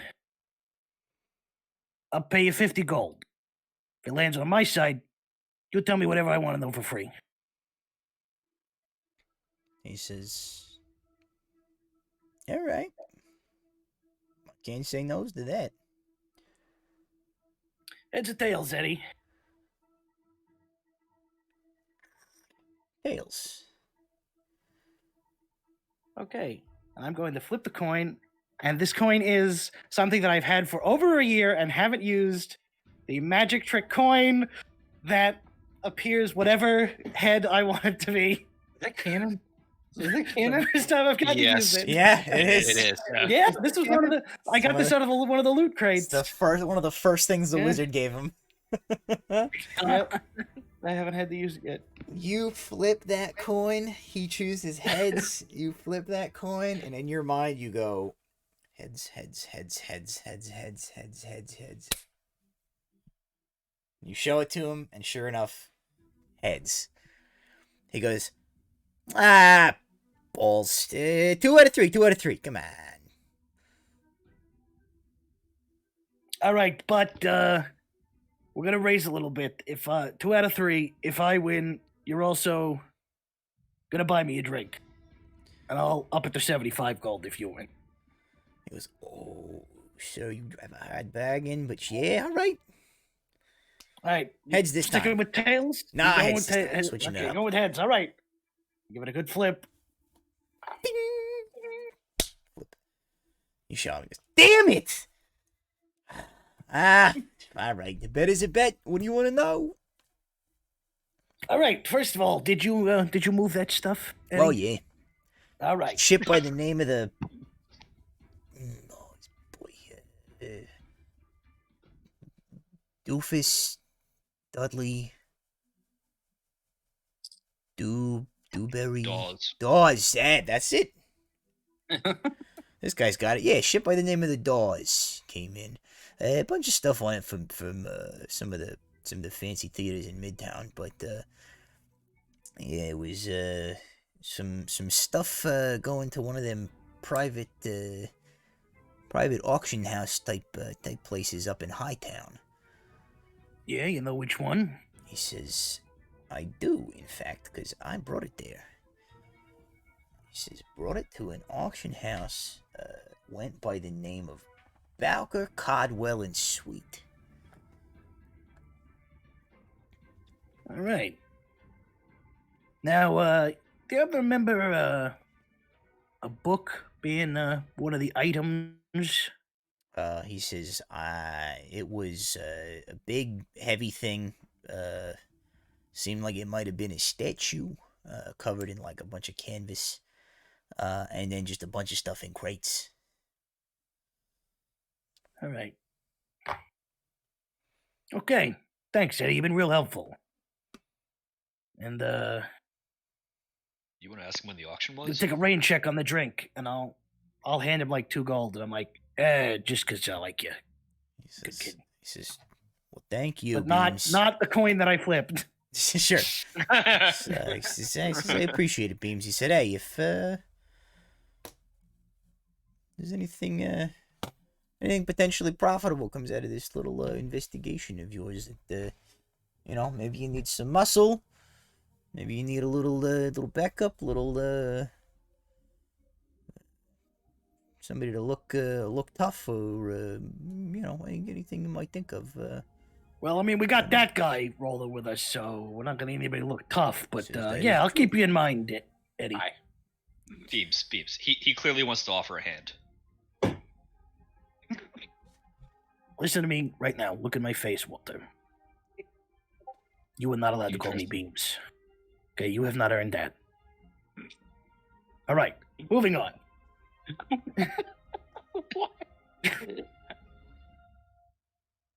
Walter, I'm sensing a lot of hostility. How are you feeling? Mental health check. How you doing, buddy? It's the water, man. I don't know. It gets to me. It's still the water. Okay. All right, we'll walk away. You guys head away. So you are currently, like, north part of the docks, directly sort of north from where you guys are standing, is this large, structure on a, sort of a rise. There's this, like, what appears to be, a man-made like piece of elevation upon which this sort of like squat, sturdy bunker-looking structure sits, elevated up above most of the level of the other buildings in this part of town. And like further beyond, or like around this, is sort of the sprawl of Midtown and all the theaters and all that stuff, and then the broad bridge that crosses the harbor there. And he did tell you that the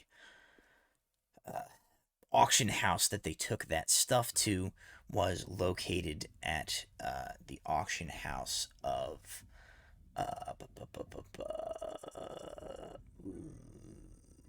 Bowker Codwell and Sweet, which was in Hightown, which is up those scaffolds onto the high-rise portion of the city. It's getting a bit late in the day at this point, as your initial checks when you were trying to find somebody to talk to at the docks went very, very poorly, and you wasted most of your day wandering. You probably have, an hour or so to like dinner time, and a handful of hours until sunset still. All right, well, we probably want to hit the auction house tomorrow, because Brom looks at the sun. Because by the time we get there, they'll probably be closed for the day. So, unless we want to hit it after it's closed, we just need to get a look at the books. That we'll call that Plan B. Fair enough. No, okay. Just saying, there's a lot easier ways to look at some books, especially in this city. Well, we'll trust you then. We'll trust you. Yeah, we get tomorrow. I hope he still works there. This was years ago. There was a guy, I think, worked there. His name was Jimmy the Nose. So yeah, hopefully he still works there. Although, side note, he'll be immediately identifiable by his nose, but under no circumstances should you refer to his nose or tell him that people call him Jimmy the Nose. What's his name Did you just say no besides? circumstances? Walter, you're really pushing all my buttons today. And I'm Brom, what do we call him besides the nickname that we will never use? I don't know his real last name, so you just call him Jimmy. Fair enough. But when you see him, the nickname will very much make sense.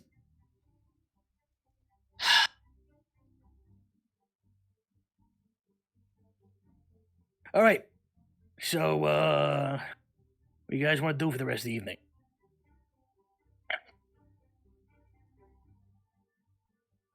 I don't know, Walter. What do you got? You're the mysterious one. See anything lately?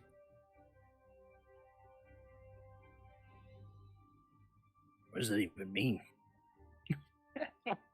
Insight check. Insight check on Oz. Let's see. Why insight check on me? Trying to figure out which has a 16. What are you talking about? You're the one who's the weird one. I'm not weird. You're the one with all like the weird stuff going on. City's making. Fine, Brom. What's a good eats around here? Yeah, something local. Something Where that you'd are we now? recommend. You guys are like this might not look like anything to you if you don't stream moment. You guys are just south of Bastion here, and the Midtown district is like just a bit above where you guys are. Okay. I heard there's I don't know, bread and some kind of weird topping thing from this area. I don't know what you're talking about, Ayla. Just take it somewhere. Take it somewhere. God damn it, with food. All right, so you want food? What kind of food you want? You want Volandian? You want? This is your place. Tell us what the best place is for food. You want? It depends on what you want. You want Volandian? You want Mithlindian? You want Chinese? Chai what? Yeah, that. Yeah, it's actually No, it's a type of food cooking. They take chai seeds and they rub them on your knees. It's a real weird. It's a real weird Brom. food experience, but I sense you're lying to me. I am. Right. Let's do local. All right. No, I know a good place. There's a good deli up in sort of the center of Midtown. They got a good I was about to mutton say, and tomato sandwich there. They got a good everything there, but they're particularly known for their pastrami on rye. I'll give it a go. All right, so you guys are heading for this deli. What's the name of this deli, Rom? Skeeters. So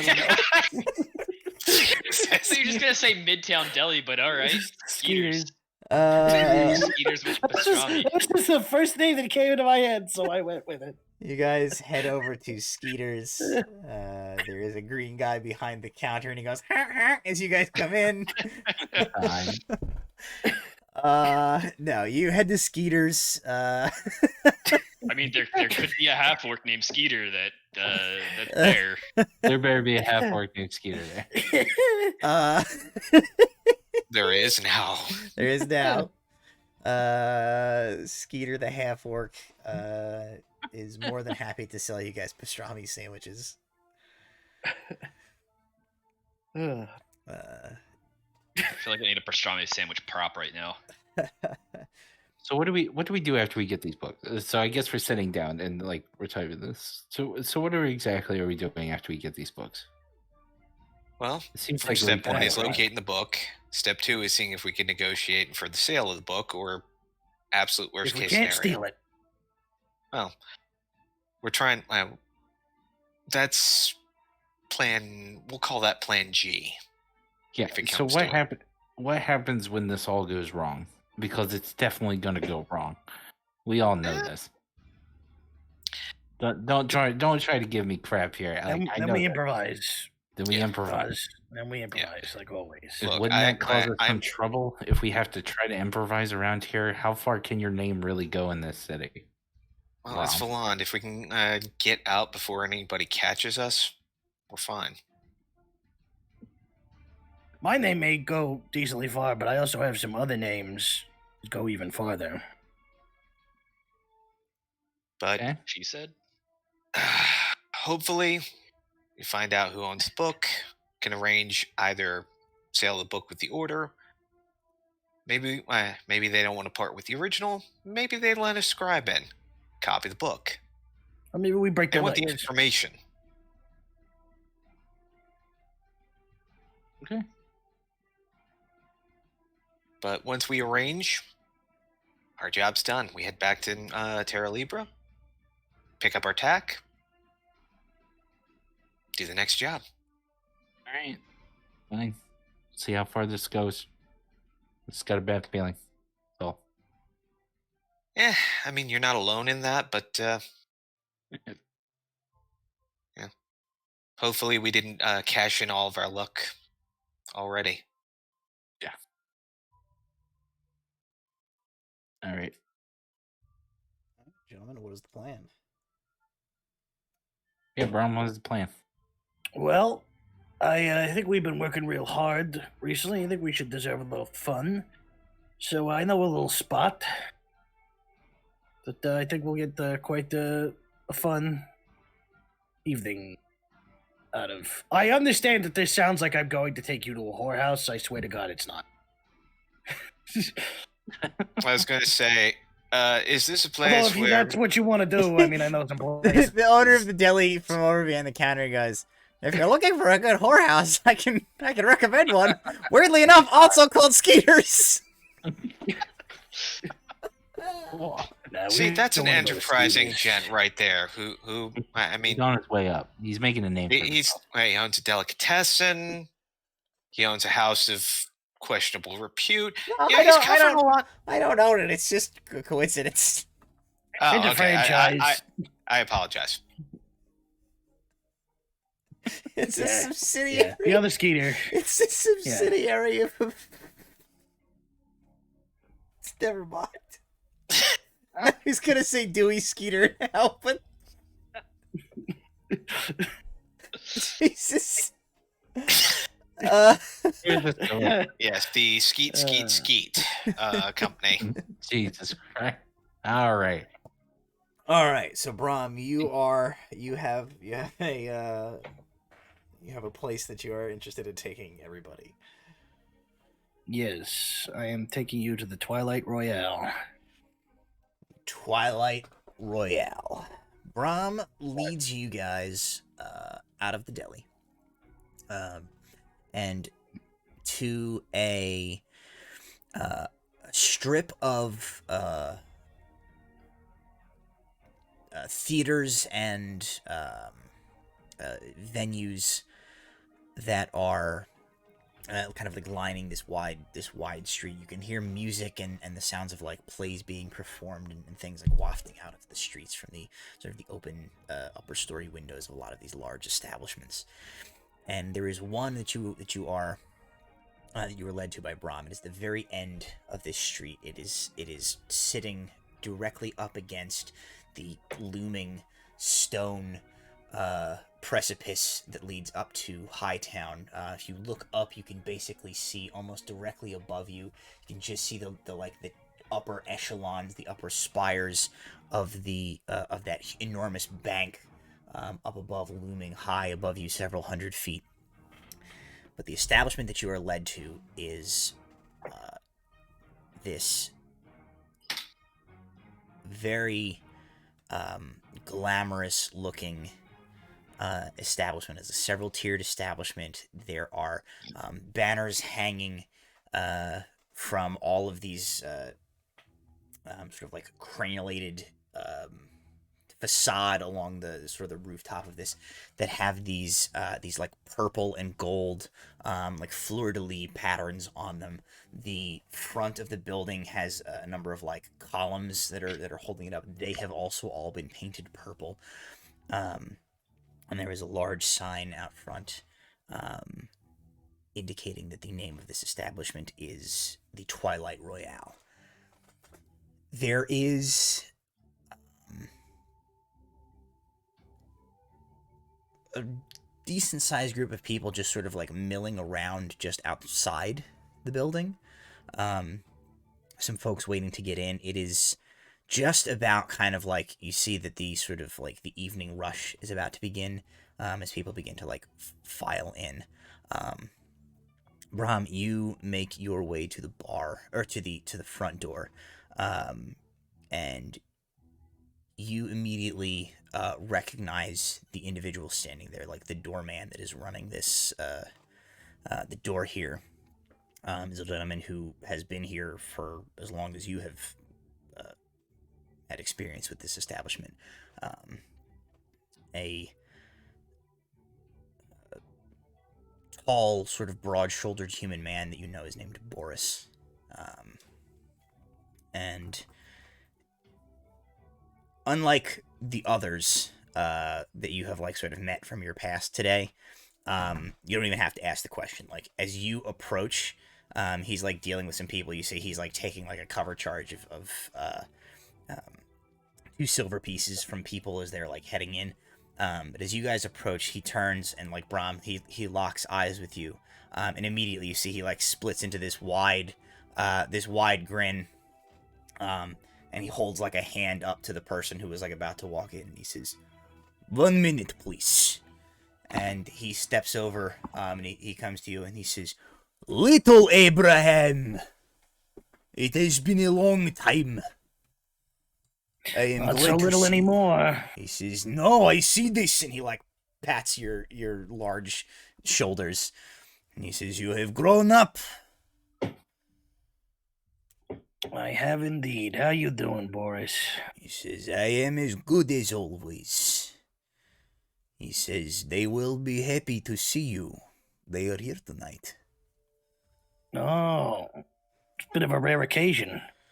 He says, they have not been traveling so much in these later years. All right. Well, it's good to see you. We'll have to catch up a little more, but take my friends here inside to catch the show. He says, of course, go in. The cover charge is waived for Abraham and his friends. Most kind.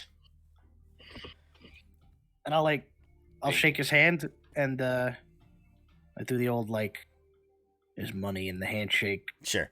You shake his hand, he takes it away. You guys begin to walk in, you hear him behind you. He says, I do not know the point of the gesture of letting you in for free if you insist on giving me the coins anyway. That's for you specifically. He says, very well, I take his shirt. It really blows the whole cool move if he then discusses it after. Never mind. Yeah, I had a friend that used to do that shit too. Real goddamn annoying. You guys enter into the Twilight Royale, and the room is set in sort of like a horseshoe shape. There is a stage directly across in the back of the room, and you see currently there's an individual who is setting up with this extremely large, complicated, antique-looking lute with way too many strings on it. Brahm, that you recognize as an old. It's essentially like an old parlor lute, which are deviously difficult to play. And not. Do I recognize the player? You do not recognize the player. He's sort of an older gentleman. You have not seen him before, but that's not surprising. You know by reputation that people come from all over the place to play here. Which is he's tuning up this instrument that it's been ages since you have seen one of these, and they are rarely played well, as the more modern styles of lute are much preferable. They travel easier, so they're much more popular with bards and musicians and things like that. But he's in the process of tuning up this instrument and preparing this. The people that are filtered into this space, the center of the space is all filled with rounded tables where the chairs have mostly been moved to one side so that they all face the stage. Off to the left, there is one entire wall is encompassed by a large bar. To the right, there is a staircase that leads up, and you guys can see that there are two other tiers inside this building, also horseshoe shaped, that wrap around, and you can see that there's more tables and stuff on those where people are gathered around. There's people sort of leaning on the railings, looking down to the stage, and sort of the quiet murmur of conversation is taking place in this establishment as people are drinking and talking and generally waiting for the next performer to start playing. As you walk in, Brahm, you immediately spot several faces that you recognize. Some of the other employees here that have worked at the Twilight Royale for all of these years are familiar to you, but specifically near sort of off to the left of the stage, near one of the tables, having a conversation with a group of patrons, is one individual that you recognize, and behind the bar is another. Behind the bar, as you guys, for those of you who are not Brahm, behind the bar you see an individual that is appears to be human. He's got sort of a kind of a dark, sort of olive complexion to his skin. He has dark, almost black hair. It's streaked at the temples with silver. And he has a short, neatly trimmed goatee and mustache combo that is also kind of salt and pepper speckled. He has these kind of dark, observant eyes that he's just sort of scanning the room with as he cleans out glasses and pulls drinks for various people. The other individual, the one who is standing at the the other side of the room, is wearing much more like brightly colored, well tailored, very like flashy set of like doublet and trousers. He appears to be an elf. He has long, full elven pointed ears.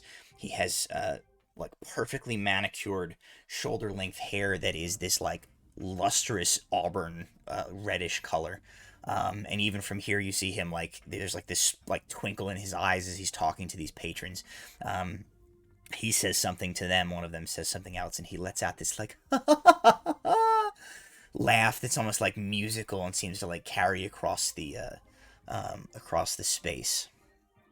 I will turn it over to you. All right, listen up. Don't embarrass me in this place, first of all. Looking at you, Walter. Yeah, this is the Twilight Royale. This is where I got my start. The place has been real good to me. These people will be good to you as long as you're not shitheads. So don't do that. Sense. If you want to enjoy the show, you can have a seat. Bar's over there.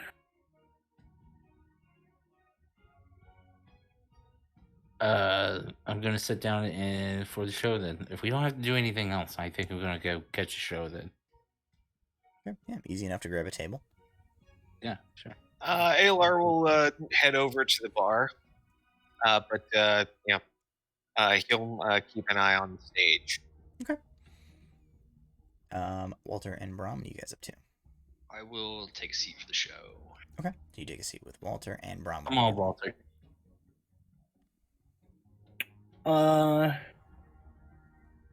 Brom is gonna go towards the back, and like stand in the back. The like, let me, not so like near where the door is where you came in, or like you're heading deeper in like towards the stage, which is technically at the back of the building. No, like near like the back of where the audience is. Okay, so you kind of like hovering around the door and you kind of lurk in the back. Okay. Alrighty. Alar, you head over to the bar. As the other Oz and Walter take a seat, you see Brom kind of like melds over towards the back. You head over to the bar. You pull up onto a stool. The dark-haired gentleman is serving somebody a drink. Collects a few coins, deposits them into a till, and turns over to you next as you sit down, and comes over and kind of looks at you with these sort of like dark eyes that have this you get this sort of like sense of being like really like peered at as he looks at you, even though he's, for all intents and purposes just looking at you. He comes over in a quiet voice. He says, "Welcome to the Twilight Royale. I have not seen you here before. You are new. What can I get you I am for indeed. drink?" Alar will scan the bottles. He'll point out a bottle of brandy. Shot of that, please. He says, "Of course." And he goes and he brings the bottle down. He brings out a small shot glass. He pours a couple of fingers of this brandy in and pushes it across the bar to you. He says, "There you are. Enjoy." Alar will drop the appropriate coin plus a little tip for it and salute with the glass and 3/4 turn back toward the stage. As you go to turn, he says, "The performance will be starting soon. It is not encouraged to move about the floor while an artist is playing, but There will be a break afterwards where you can return to your friends. And he says, Thank you. as he like goes and starts to kind of like walk away from you, he turns back and he says, "You will do me the kindness of telling Abraham that I see him lurking in the back, that he will come to speak to me rather than hide. If he thinks that I have not seen him, he does not remember how good my eyesight is." Aelor will incline his head back toward him and show him a wink. I'll let him know. He says, "You have my thanks," and he goes and begins to serve other patrons. So you guys kind of settle in. Aelor has this exchange, and after a few minutes, the older man up on the stage kind of like strums a single chord on this lute, as sort of a signal that he's ready to begin. And immediately, like, a hush comes over the establishment. The patrons of this place seem to like. It seems to be a well-established fact that, like, when a musician is about to play, everybody shuts up and pays attention. And the musician begins to play. He starts off with a very slow, simple melody, plucking a single tune on single strings of the lute. It is sort of a melancholy tune, and as he progresses through the song, he begins to add more complexity into it, repeating the melody several times, each time getting more and more complex, and he begins to sort of like weave together this piece of music on this deviously complicated looking lute. And there are no words accompanying this piece of music, but you feel the sort of like swell of emotion that is being woven into the music itself as a song that tells of loss and regret and love. And when the musician finishes his song, and the last notes of the lute kind of like fade away into the silence several minutes later after he's been playing, you see that there are a number of people throughout the crowd here that are they wipe tears from their eyes, and people applaud and clap politely. He kind of stands up and he takes a thank you bow to everybody, and he makes his way off stage without any further fanfare. And after a sort of a polite amount of like continued sustained applause, the sort of collective tension in the crowd and the directed attention all towards this front of the stage sort of like dissolves, and 100 individual little conversations begin to swell back up, and the sort of the aura of the room changes again to this this setting of sort of just casual joviality as people are conversing and things until the next musician comes up on the stage, whenever that will be after this supposed break. You see some people begin to like move about again. Some people get up, they bring their empty glasses or tankards and things to the bar to get a new drink and stuff like that. What are the group of you doing at this point? Aelor's swiping away a few tears, and he downs the entire shot in one go before stepping away from the bar. He'll make a casual approach toward Brahm and join him as he's somewhat lurking. Do we notice this lurking off in the distance? It's not lurking. It's just like standing He's in the back. Do we notice this like from? Brahm will have you also guys, put his hat on like a hat rack by Sure. the door. It's not like blocking everybody's Sure. view with its giant horn top hat. Yeah, you guys definitely, like, as you guys have sat through these performances, you have like you can definitely see that Brahm has like just kind of put himself against the back wall. I guess so. Not to like cause like I'm a huge guy, so I guess maybe I should just like keep seated and just keep an eye on Prom say and Alar at this point. I'll wait with Oz at the Yeah. table and see what like Walter or what Alar and Brom Yeah, do. because I feel like if I get up and try to go towards the back door, I'd be like, "Who is that tall It's man like, going towards the door?"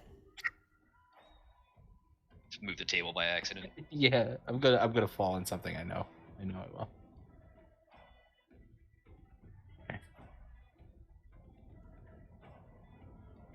Alar's not. He's going to be looking toward the stage, not looking at Brown directly.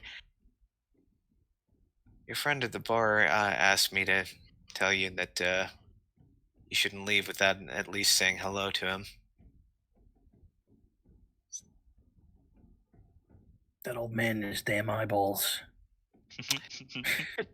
Oh, damn his eyes! Too late. Too late. All right. And Brom will head towards the bar. Okay.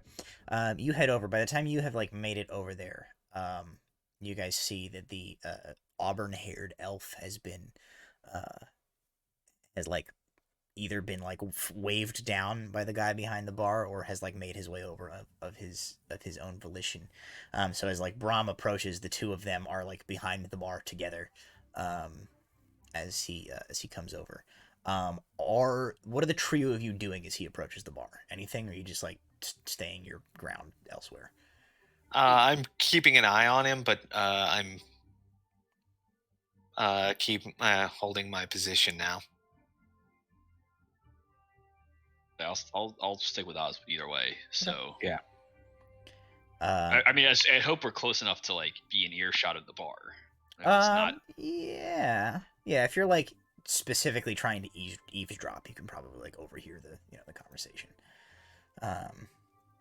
Brom, you walk over, and as you do, you guys see the auburn-haired elf like comes around the bar to come out the front, and Brom, Reynard approaches you, and as you're like getting closer now, you look at the two of this pair. They are not. I mean, Reynard's an elf, but like neither of them look a day older than the day that you first encountered them. Years ago, when you were a child. Reynard comes around the bar, and he smiles at you, and he says, "Mon ami, if you think you are going to get away from this without giving me a hug, you are wrong. Come here." And he like stretches out his arms to you and goes to like pull you into an embrace. And Brom will give him a hearty embrace back. So you hug him, and he like pats your back, and he says, "Oh, the muscles that you have developed over these years, you are strong as an ox." He like pushes you back at arm's distance, and he immediately like wets one of his thumbs in his mouth and like smooths down like a stray piece of hair on your head, and he says, "It has been years since you have been back here. Are you eating well? Are you happy? Is there a lucky lady in your life? You must tell me everything that you know. Icewind tells me that you have come with friends, that the group of you must stay after the closing, yes? And we will talk and we will exchange stories of these adventures that you have to tell us, hmm?" Yeah. I've been real busy these past few years, especially within the last year or so. Yeah. I'm only in town for a little while on business, so not going to be staying long. He smiles and he says, "It is the way of things now. You are here for but a moment, and suddenly everything will change. It always does. Hmm? Except for you two. Suspiciously young bat." He says, "Hey, it is Their strict regimen of skincare product and getting enough sleep. And not stressing too much about the little things in life that do not matter. Reynard, I have known you long enough to know that you are 100% full of shit right now. He says, but you cannot prove it! And that is the point! And Isengrim comes around the bar now as well.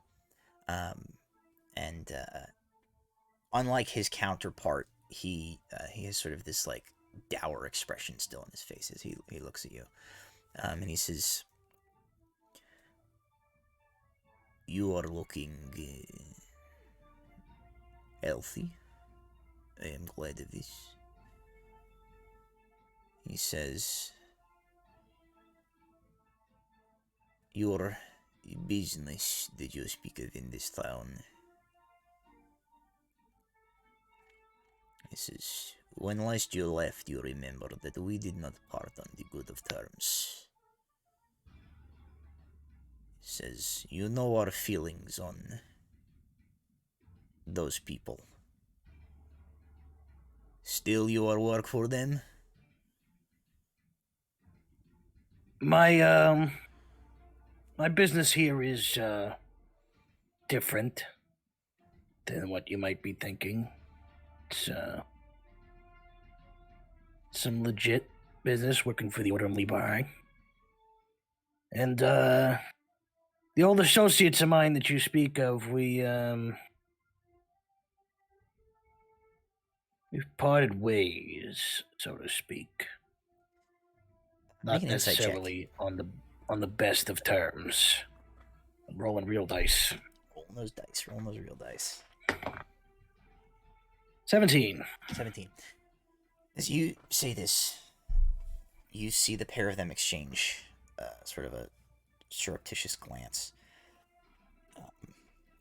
Isengrim, for his part, turns, and his expression doesn't really change, save for, like, one eyebrow cocks slightly upward in the direction of Reynard. Reynard, for his part, is a little more emotive. He, as they kind of share this glance, he, like, flashes this quick, almost seems like knowing grin. But just as soon as it occurs, it's gone. They, like, break contact and look back to you.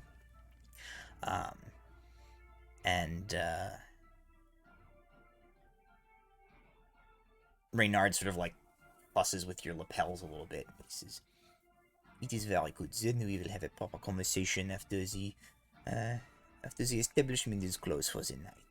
But for now," he says, "you stay, you drink, you be merry, you listen to performances.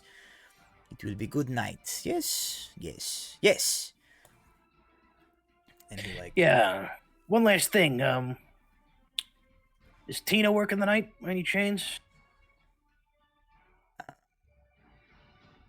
Again, they, like, shoot this, like, glance to each other, and some sort of, like, unvocalized communication shoots back and forth between them.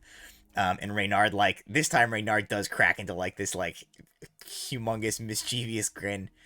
And he says, "Well, I'm sure she's around here somewhere if you would like me to have someone find her for you." No. I'm very much trying to avoid her.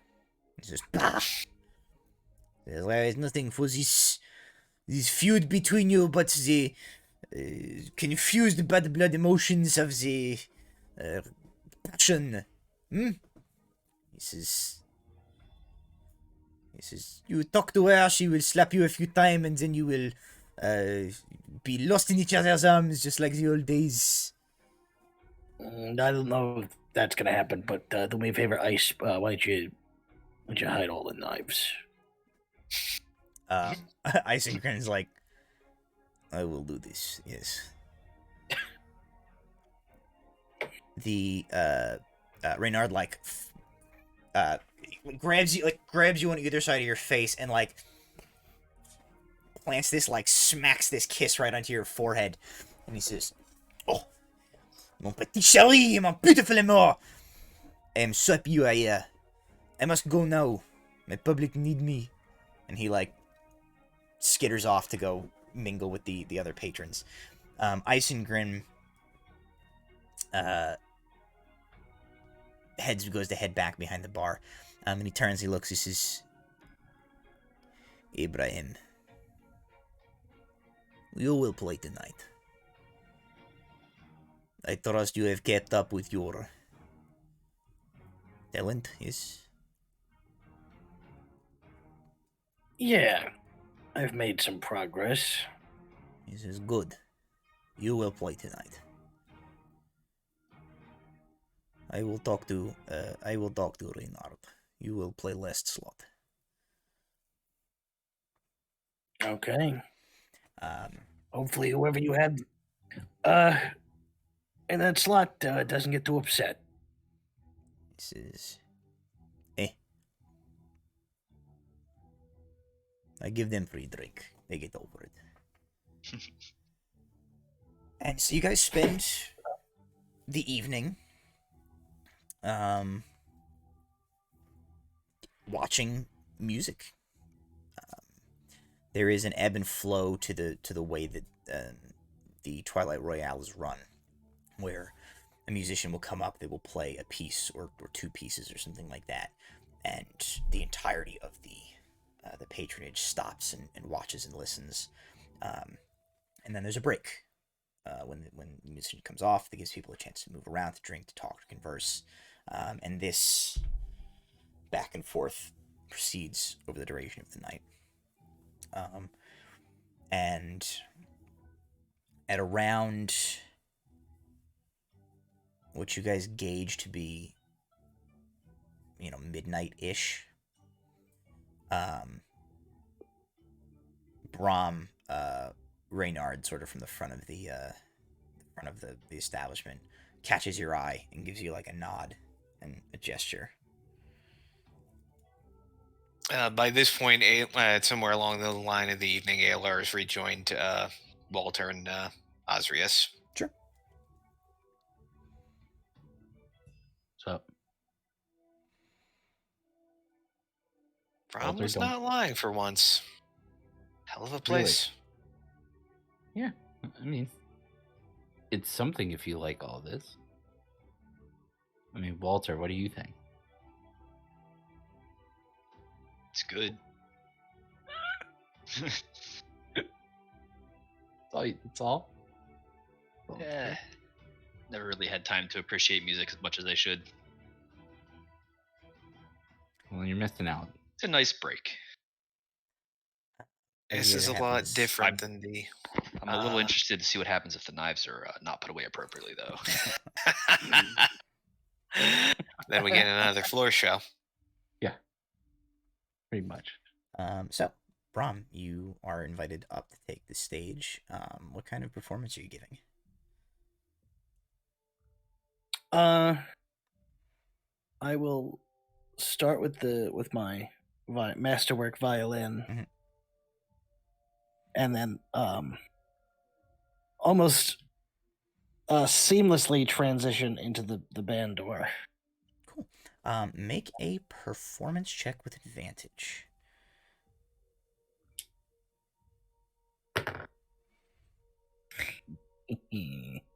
Let's see when.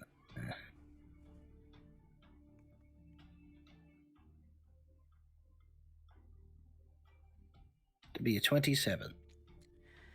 Cool. And what is the sort of what's the tone of the piece of music that you perform? Is it a happy song? Is it a sad song? Is it a fast-paced thing, slow-paced? What kind of piece are you making?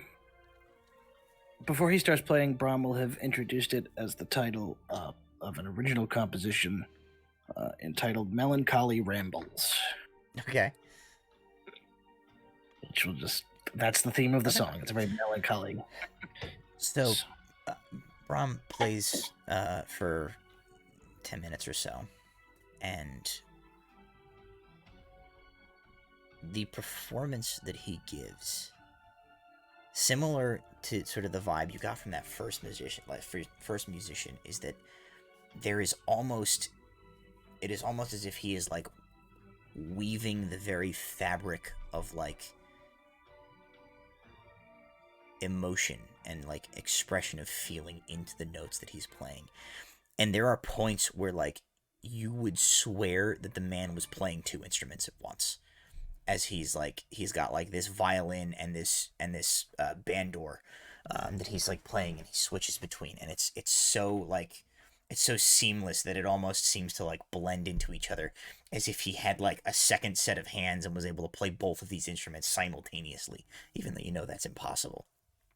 But the room is enthralled by this performance as Brahm plays, and when he finishes, led in no small part by Reynard, the entire place erupts into like a standing ovation that lasts for like several minutes. As the applause and stuff kind of starts to like die down, Reynard steps up onto the stage. He gives you another hug, Brahm, and then he turns and addresses the crowd, and he says, "Of course, as always, on behalf of the Twilight Royale, I would like to thank you for your patronage tonight. We hope that you have enjoyed these performances. We appreciate, as always, that you support the arts. It is forever in these halls the home for music and for art. It is now time to say goodnight and bid you adieu. We will see you again tomorrow. Farewell. Tata, Zerosito, goodbye. Goodbye, good night. Get out, good night." And he almost seems to like float forward across the room as he's like giving people a hug, shaking hands, and all the while sort of like effortlessly sort of like herding the crowd out of the establishment, until at the end, it is only the four of you, Reynard, Isengrim, and Boris is there. He's like sleeping up out front, putting some chairs up and stuff. A few of the other attendants on some of the other levels like working around. But the four of you plus Reynard and Isengrim take a table over near to the bar. Reynard grabs a number of glasses and brings them over and sets them down in front of everybody. Reynard grabs two sizable bottles of some sort of elven wine that he brings over. He sets down and he goes to work with a corkscrew, like pops one, and pours drinks for everybody. And the group of you sit down for a drink, and Alar's gonna sniff the wine. Now I know this cost a pretty penny. Reynard says, "It is a special vintage. We've been saving it for an occasion, and what better occasion than this? Our Brahm has come back to visit us. It has been years and years." I have not smelled this since the last time I smuggled a case across the border. And he'll salute them and take a sip. Reynard grins and he says, "Aye, someone who has smuggled across the border of the Empire. We have more to talk about than you think, my friend." Oui.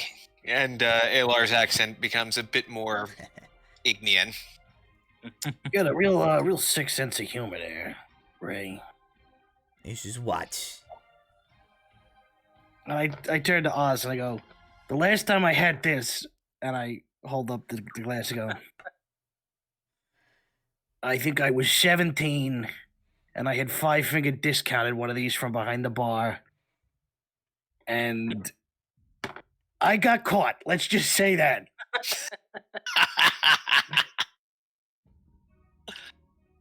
Well, I guess you're drinking it. You're going to be drinking it now. At least you're not going to get caught now. Isengrim, with like absolutely no inflection towards humor at all, just says, "But this time you will be." I've already forgot my voice. No, I am. He says, We made him drink the whole bottle. It was. Oh. He says, this time you share. It is better. I like this guy. He says, I like I've been thrown up so much in my entire life. Reynard says, he threw up spectacularly. But he did not steal any more bottles after that. And they made it. We had to repaint the wall. Well, you learned a lesson. I had to paint the wall. Well, you learned a lesson. Oh, I mean, you painted it before, so it made sense for you to repaint it. He painted twice, no? Once with his roll-ups, the second with the paint.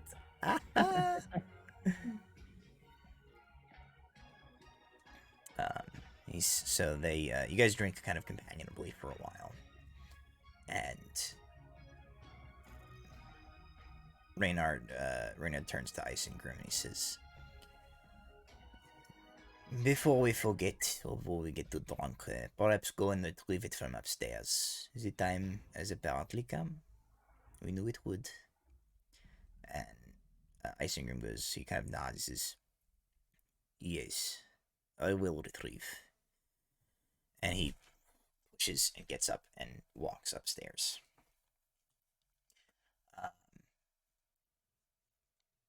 Reynard looks at you, and he says, he looks at you, Bram, and he says, so, you have finally got the sense in your head that you are no longer working for the Brotherhood of Artanis, yes? Good.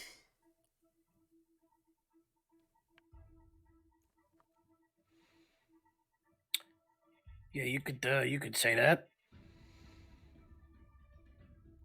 He kind of nods and he says, I'm glad to hear this. We have much to discuss that we have been waiting for the day that you would return here with this news. We knew it would come eventually, and we have made arrangements for it. He says, but I see no reason first that we cannot make ourselves merry and get quite drunk off this wine.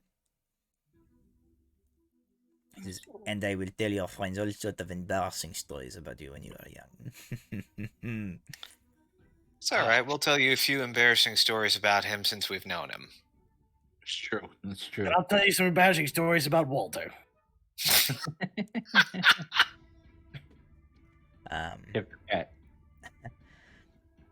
And the group of you sit and drink for another minute. Reynard comes back and he's carrying a very old looking leather tube with like a strap. It's like a case containing probably papers of some sort.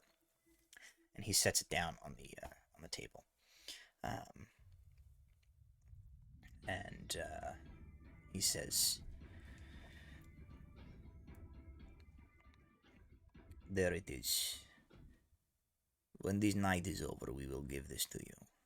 We have had it here since the day that you left. There is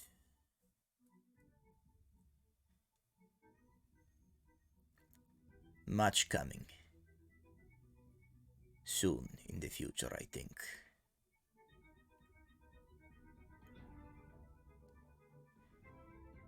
We have made preparations. The time has come. And Reynard kind of smiles. He says, of course, mon ami, it is exactly as he always said it was going to play out. Kind of shakes his head. And he says, but first we drink. And then we will talk about Tori and Adrian.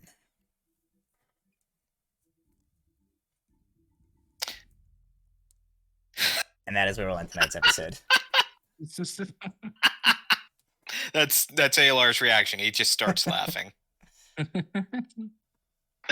Somehow my mustache and my I eyebrow like to all think- both go up at I the like same to think angle. that as we fade to black, you just hear Brom go, Oh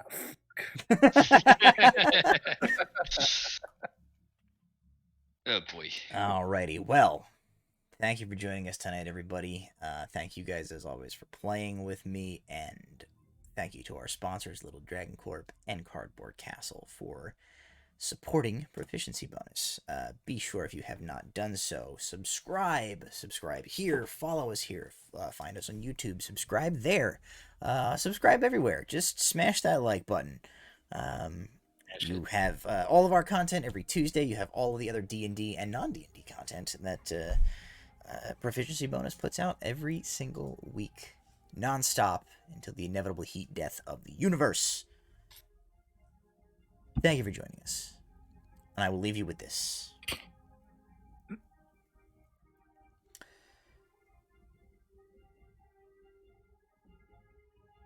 I don't know. We had so many things tonight. If you are going